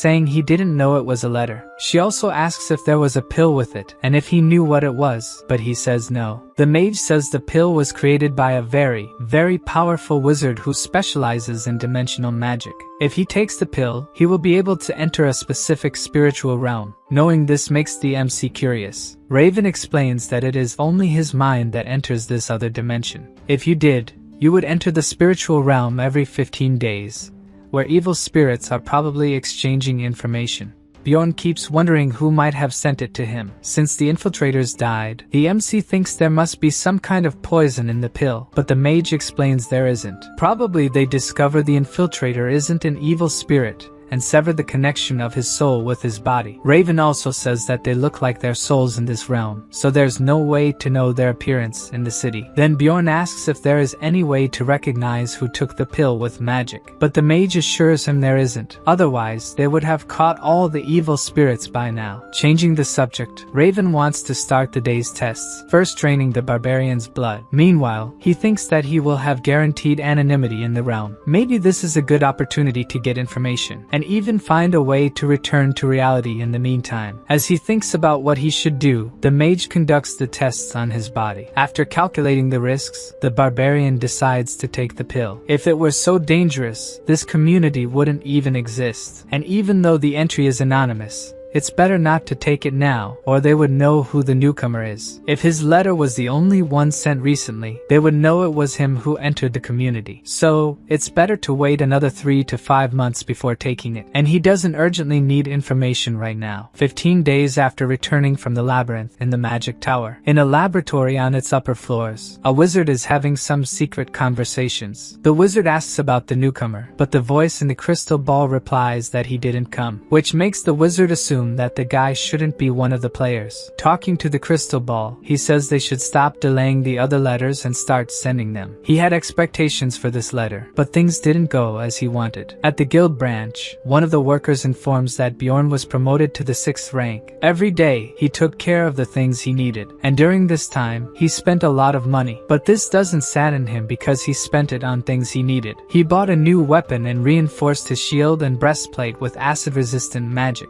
And something very necessary, pants imbued with magic that won't wear out when Bjorn takes his giant form. Bjorn also asks about Misha's new equipment. The girl still hasn't gotten used to using it normally in a training field. Misha is getting the hang of using her twin blades. Bjorn finds it amazing that she can imbue attacks with the element of her spirit beast, but she needs to improve her movement. During this time, the Barbarian also increased the level of his immortal seal. He didn't expect 10 minutes of pain to feel like 12 hours. With the seal at level 2, some other attributes also increase. For being conscious during the seal's update, the shaman offers to read Bjorn's fortune. The Barbarian chooses one of the sticks from the pot, and the shaman starts staring at the stick, as if seeing something in it. Suddenly, he asks when Bjorn's birthday is, and he wonders if barbarians remember that sort of thing. Fortunately, the shaman was joking, saying there's no way a warrior would remember that kind of thing. Then the shaman reveals that things people usually experience only once in a lifetime. He will go through these things countless times, for that is the fate of heroes. In his room, the Barbarian refuses to believe in that sort of thing. He will just do what is necessary. That way,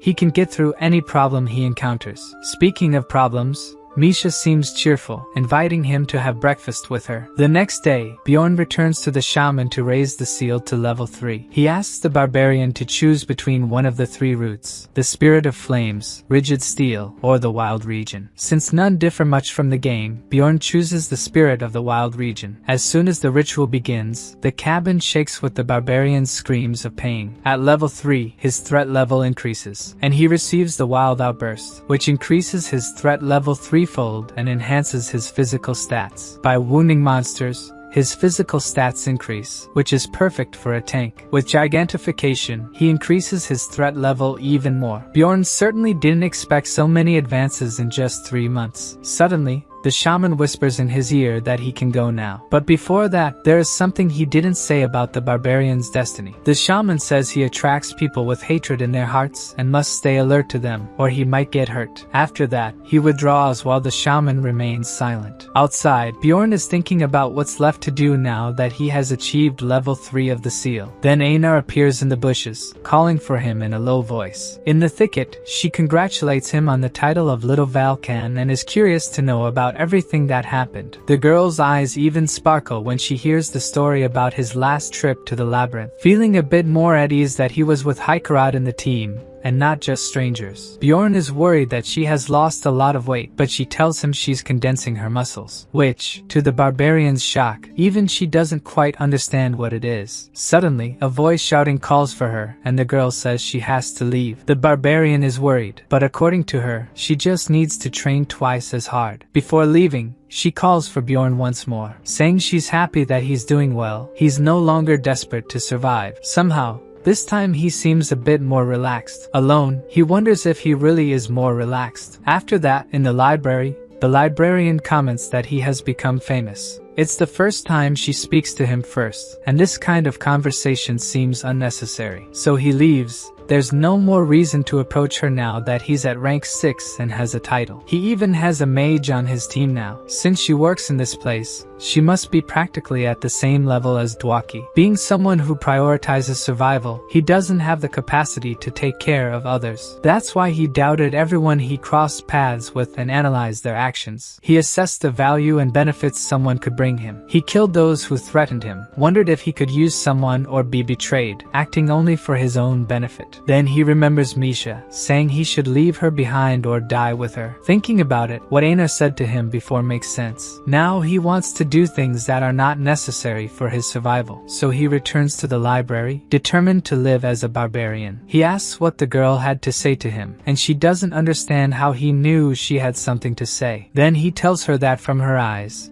it seemed she wanted to say something. The next day at a cafe during lunchtime, Bjorn is trying to get through the door that, even being normal-sized, is small for a barbarian. As soon as he enters, a woman he thinks is his client calls for him at a table. ʟɪᴇ is the deputy director of the 7th rank administrative agency of ļɪᴇ. As revenge for being called to this place, he orders beer and meat, since he doesn't like sweets. Then he asks what she wants, and ʟɪᴇ reveals that the librarian's name is Lagna. Even though she's not a noble, there's something behind that name, but Bjorn wants to know the reason he's there. So ʟɪᴇ reveals that they patrol the sewers looking for criminals and tax evaders. But the people who did this died in the 3rd floor incident of the labyrinth and need replacements. To Bjorn, there are better people for this, thinking that evil spirit hunters might have something to do with it. But in reality, she wants him for the job because he's popular at the moment. She's very excited to meet him, like a fan. The salary ʟɪᴇ offers is nothing amazing, and she says her agency is demanding with who they hire. So Bjorn concludes that he will seem more trustworthy to others if he works with them. This will be his first mission after gaining the title, as no one trusts barbarians. Therefore, the MC excitedly accepts the job. After that, he leaves, and ʟɪᴇ thinks it's been a while since she met someone so interesting. She was curious after Lagna commented about him, and apparently, he knows nothing about her past,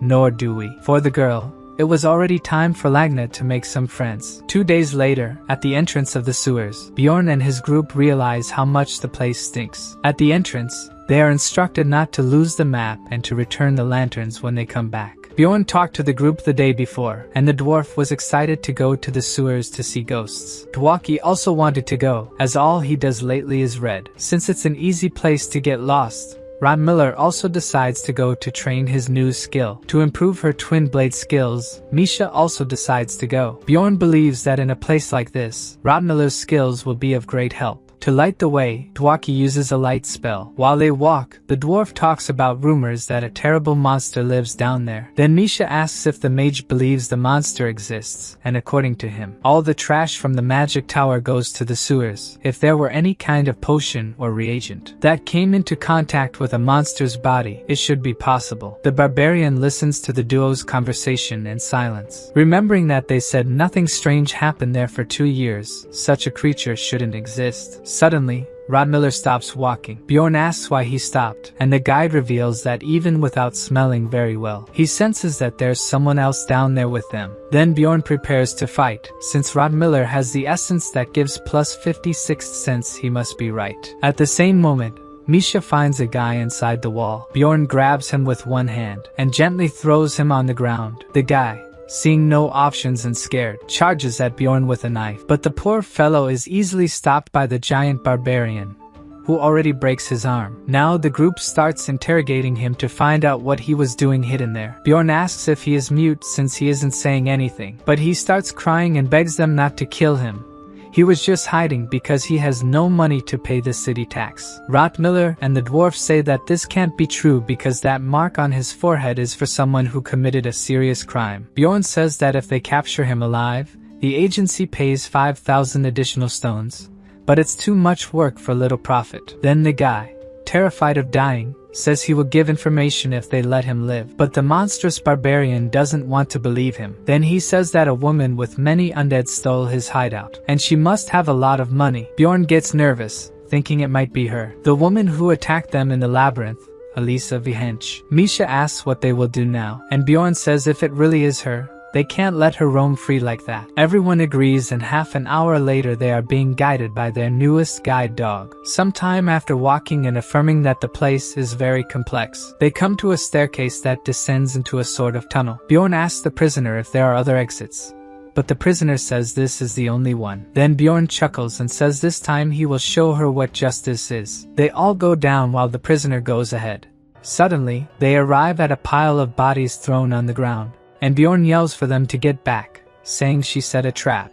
The poor prisoner was left to take the fall. Suddenly, we see someone moving suspiciously. ʟɪᴇ is surprised, thinking that her magic has been activated, perhaps by the people in the temple. She is worried because she hasn't found the path to the underground city yet. At this moment, the mage needs an offering to protect herself. Due to ʟɪᴇ's spell, the fugitive's HP is decreasing. Bjorn is tying up the guy. He almost perished when the magic was activated. He asks about his companions, and fortunately, they are all well thanks to him. The same cannot be said for the guy, whose HP is now 0. The group thinks that thanks to him going ahead, the others were able to stay safe. Before they proceed, the dwarf notices that the guy had an identification badge. It was another Hans who crossed paths with the barbarian and didn't end well. While the dwarf suggests they can use the badge as evidence, Bjorn has a bad feeling about it. Nevertheless, they continue and reach Hans's old hideout. The group realizes that the person they're looking for isn't there, but something catches the mage's attention.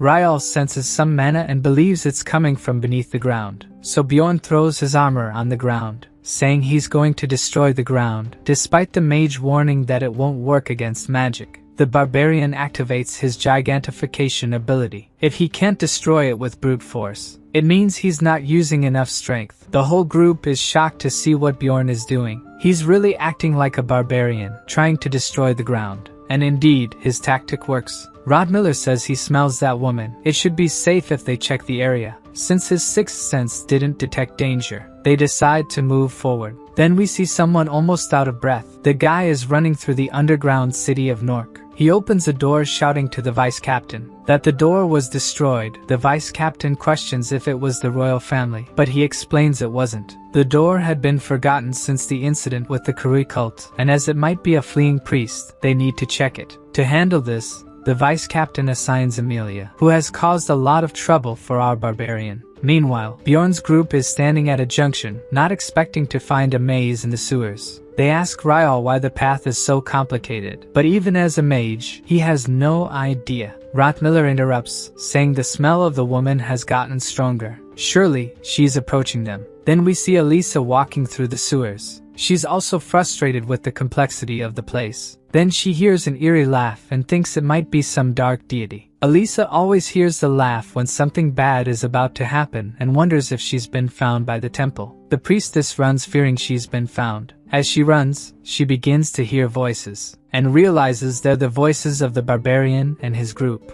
Her demeanor changes, and now she's determined not to let them escape. She uses gate magic to the demon realm, and shadow guardian knights appear. Before they could do anything, Misha slashes them using twin blades. Bjorn thinks the elemental bonus has made her stronger and says this time the fight will be different. The barbarian uses his wild surge ability to increase his threat level. They are much stronger this time and fighting these things is nothing. Reincarnated and Hikaru also join in and attack the shadows, leaving the priestess cornered. Then she casts several painful spells, aiming to make them suffer. But Reincarnated uses support magic, Brilliance, to block her attacks. Unaffected by the spell, Bjorn eliminates the shadows protecting her and tells the mage to attack. But it seems he wasn't ready yet, and Bjorn urges him to hurry, about to strike the priestess, who uses a magic that prevents physical attacks before the barbarian could hit her. To stop this, Reincarnated finally casts his spell, cancelling the magic ʟɪᴇ had used. Thus, she's caught by the barbarian and slammed to the ground. The rest of the group watches, and Reincarnated asks if they shouldn't take the priestess alive to collect the reward. Exactly for this reason, Bjorn ties her on his back to take her back. He praises the work of his companions, and when asking Reincarnated to guide them to the exit, he realizes they're down. At that moment he's paralyzed due to basilisk poison, even though the poison has less effect on him. As Emilia approaches, he thinks things were going too well until now. She asks if he's managing to move even while poisoned, and says he's much stronger this time. Bjorn recognizes her as the psychopath he met in the land of the dead. Emilia looks down, where Misha and the others are asleep, and asks if it's because of them that the barbarian isn't fleeing. Bjorn says he doesn't know why she would ask that, thinking she's there to finish him off. After becoming famous, he thinks Emilia sees him as a threat and took advantage of him going into the sewers to finish him off. He states that he kept his promise not to talk about her to anyone, so why did she follow him here?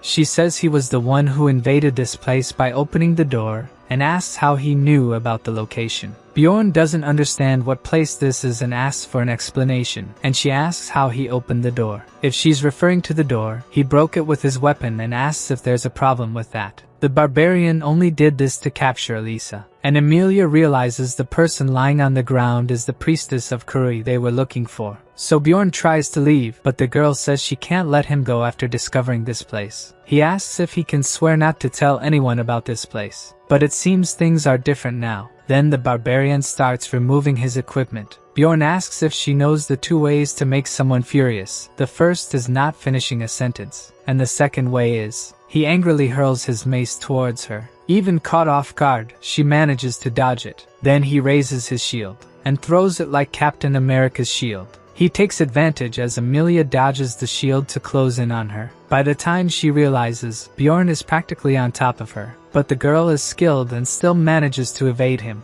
As expected, she moved just enough to dodge him, so Bjorn should do something she doesn't expect. He activates his gigantification. With his arm larger, he manages to grab the girl this time. Finally, he's going to land a hit, and indeed, the punch lands square in the face. As he decides to deliver the second, he realizes something's wrong. Emilia is holding a dagger with an aura and could cut his whole arm off this way. To prevent this, he uses the burst of flesh and his acidic blood hits her. Even taking another hit, Emilia doesn't retreat and tries to strike him with the dagger. So he changes tactics. This time he kicks her, catching her off guard. Bjorn sees she's quite injured and gets excited, thinking he can defeat her. Then he hears Emilia's voice coming from behind him and wonders why. She used automatic replication and is going to hit him with the Azura kick. Shocked by her use of automatic replication, he doesn't have time to dodge the attack. He only survives because of his passive ability, Darkness Source, and the effect of the essence of the immortal. Emilia finds his regeneration power incredible. She only used a healing potion,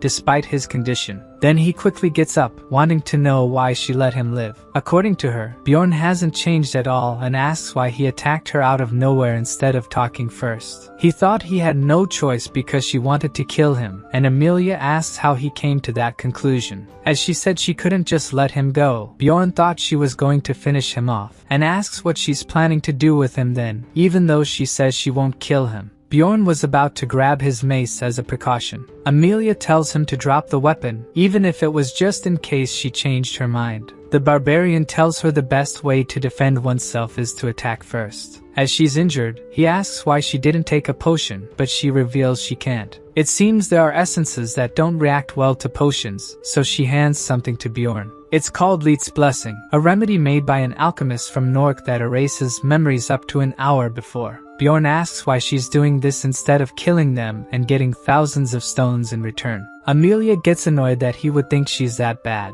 Either way, she makes him take the remedy. A much better solution than being killed. The barbarian asks if there are any side effects, but as far as she knows, there aren't any. Before he falls asleep, Emilia asks what the other way to make someone furious was. But Bjorn is already very sleepy, and he sleeps before he could answer. Leet's blessing is melting inside his soul. Suddenly, the barbarian awakens. His soul couldn't receive the blessing and it is being removed. The next morning, at the administrative agency, Bjorn receives the reward for Hans and an additional bonus. Then he meets his contractor who explains that he won't need to pay for the destroyed equipment. Come to think of it, they almost died in the sewers. He remembers waking up in the sewers, his headlamp and recording device broken. What Emilia said must have been true. The group had memories up until they found Hans' hideout. But for some reason, his memories remained intact. The group didn't remember anything about capturing Elisa. Rod Miller explains they must have fought her, but she woke up and used some magic to erase their memories. For Ryal and the dwarf, this makes sense. What matters is they defeated her in the end. As soon as they left the sewers, Sᴜʀᴇ and the librarian were waiting for them.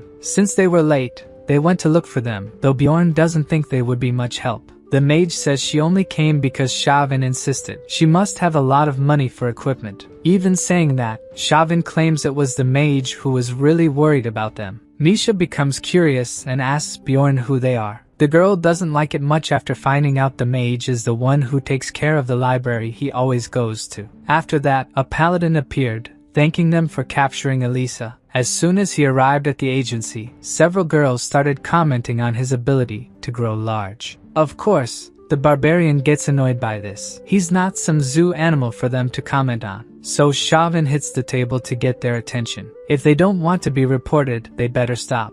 With that, she is forgiven for making him go to that cafe. Then Bjorn says he needs to go. His companions are waiting. But before that, Sᴜʀᴇ invites him to the library when he has time. ⵍάγνα is preparing something for him. After that, we see the dwarf laughing. The group is gathered in a tavern eating and having fun. Already drunk, ʟɪᴠɪ starts calling Bjorn the goddess of fortune. The reward for capturing the priestess was 10 million stones, an astronomical amount. Since they don't remember Bjorn's hand exploding, or that he was decapitated, it seems very easy for them to have won the reward. At the table, Misha says she needs to talk to the barbarian and asks him to come closer. As soon as she starts saying something about her father, someone recognizes Bjorn and interrupts them. The guy remembers he's Hans Horge, Hans number 2 that only the novels Bjorn knew. He suggested the barbarian go to the guild after Einar left his group. Hans wants to join them, but Bjorn refuses, saying he has nothing to talk to him about. After all the bad experiences with Hans, he can't trust any of them and tells the guy to disappear. Having scared the guy off, he moves away from Bjorn and his group.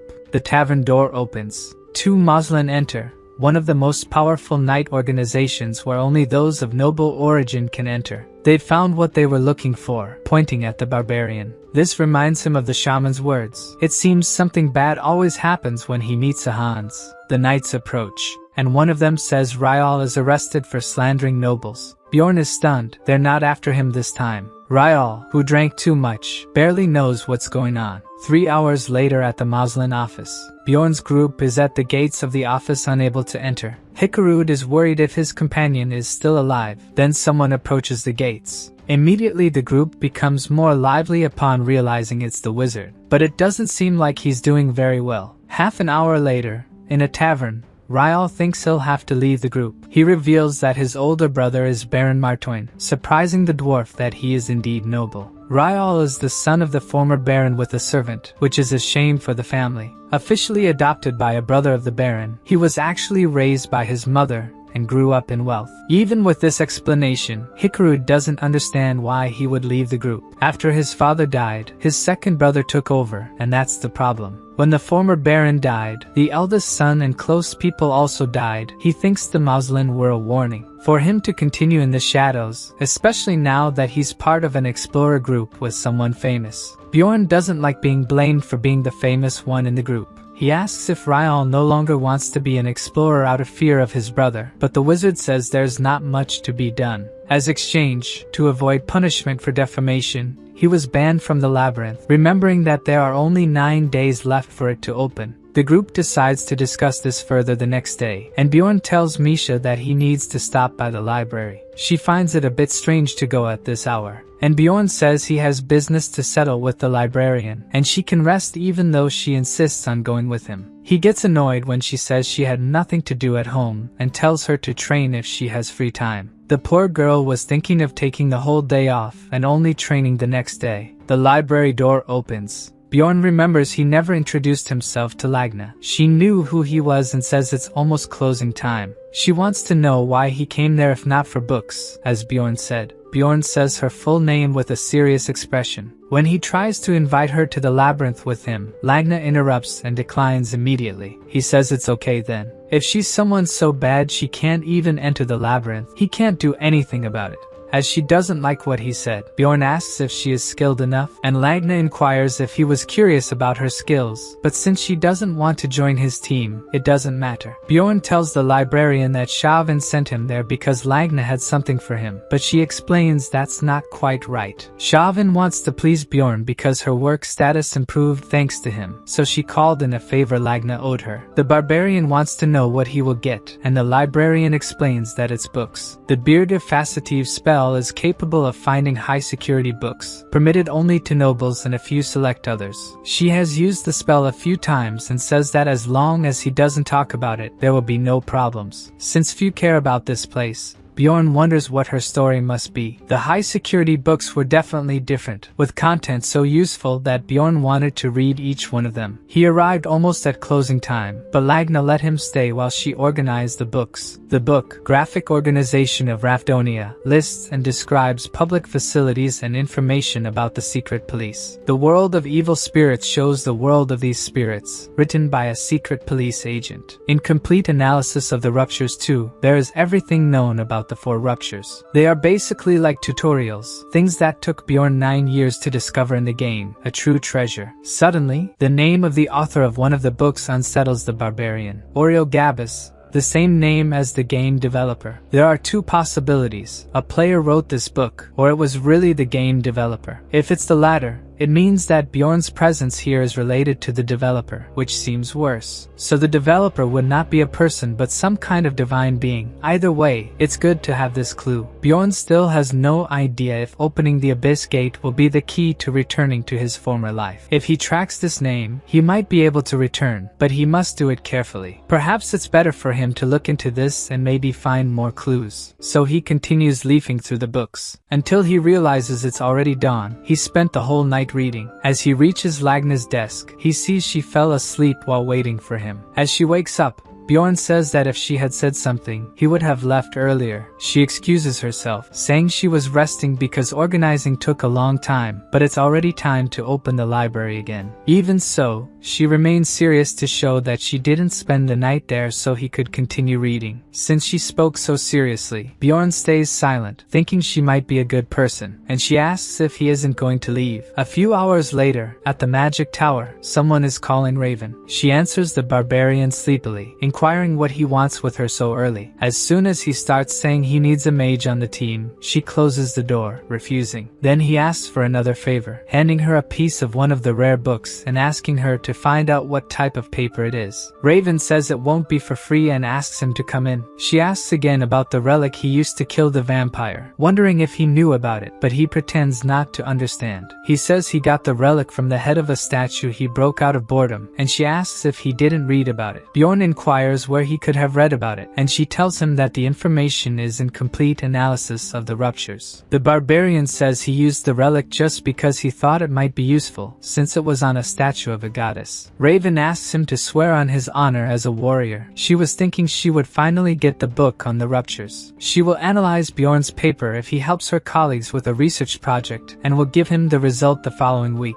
And she warns that he better not visit her without notifying first. Later, when meeting with the group, Misha is frantic because he wasn't home. He admits he was at the library, and Misha wants to know what business he had there during the night. Even saying he was just reading, she isn't very convinced. Changing the subject, he asks what she was going to tell him the previous night, and she hesitates to answer. Then the rest of the group arrives, and she greets them, seeming unwilling to discuss the matter with Bjorn. He becomes curious, wondering if something is wrong with her. Gathered, the dwarf asks if anyone has any ideas, starting with Bjorn. He thinks it's better to look for a new wizard. He himself has already spoken to 2, but both refused. The dwarf feels a bit uncomfortable about him already thinking about changing companions, but the wizard himself says that Bjorn is right. The dwarf says he thought a lot last night and had an idea. Bjorn tells him to stop stalling and get to the point. They think it's plausible to talk to Baron Martoin, but Misha asks how they are going to find him since he lives in the capital and they can't go there. But the dwarf explains that this tea house they are in now is one of the places the Baron frequents, so they will meet him right now. The Barbarian wants to leave, but his 2 companions say that if he stays, they will give him 300,000 gold. While they were having this discussion, the shop door opens. The Baron enters the shop and the friends tell the wizard not to miss the opportunity and go talk to him. So he introduces himself and kneels to ask the Baron to listen to him. The Baron asks what he wants, while his butler and guard are also by his side. The wizard feels pressured and can't say anything, while Bjorn watches the pathetic scene. Then he switches places with the wizard and introduces himself to the Baron as Bjorn, son of Jandel. The noble says it's been a long time since he last spoke to a barbarian barbarian and asks what he wants. Bjorn explains the whole situation to him about the wizard being banned from the labyrinth, but the noble asks what that has to do with him. Bjorn doesn't understand why he pretends not to know anything, but the truth is he really doesn't remember anything. The butler clarifies the situation, and it seems the matter was so insignificant to him that the butler was the one handling it. With everything clarified, Bjorn asks if he can lift the ban, but the noble questions why he should. Then the butler whispers to the baron, saying that the barbarian is ʟɪΔᴜ. The baron is very happy with the butler and says he will reward him with 200,000 gold, while holding his staff full of jewels. The noble says he will lift the ban if Bjorn does a favor for him. Misha and the others are excited about the answer. The noble says the count will hold a banquet in 2 months, and he wants Bjorn to go with him. He asks if Bjorn has any talents like bending metal or something, thinking Bjorn is a circus clown. Bjorn starts to get very nervous and with an angry look on his face. But the noble says he will give him 1 million in gold. So Bjorn says he accepts because he does everything for the sake of his companions.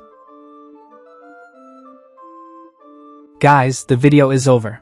I just wanted to ask for your attention real quick. For those who aren't subscribed, please subscribe and leave a like. It helps a lot. 87% of the audience isn't subscribed, so if you want to help, please subscribe, and let's hit 5k likes because the barbarian deserves it.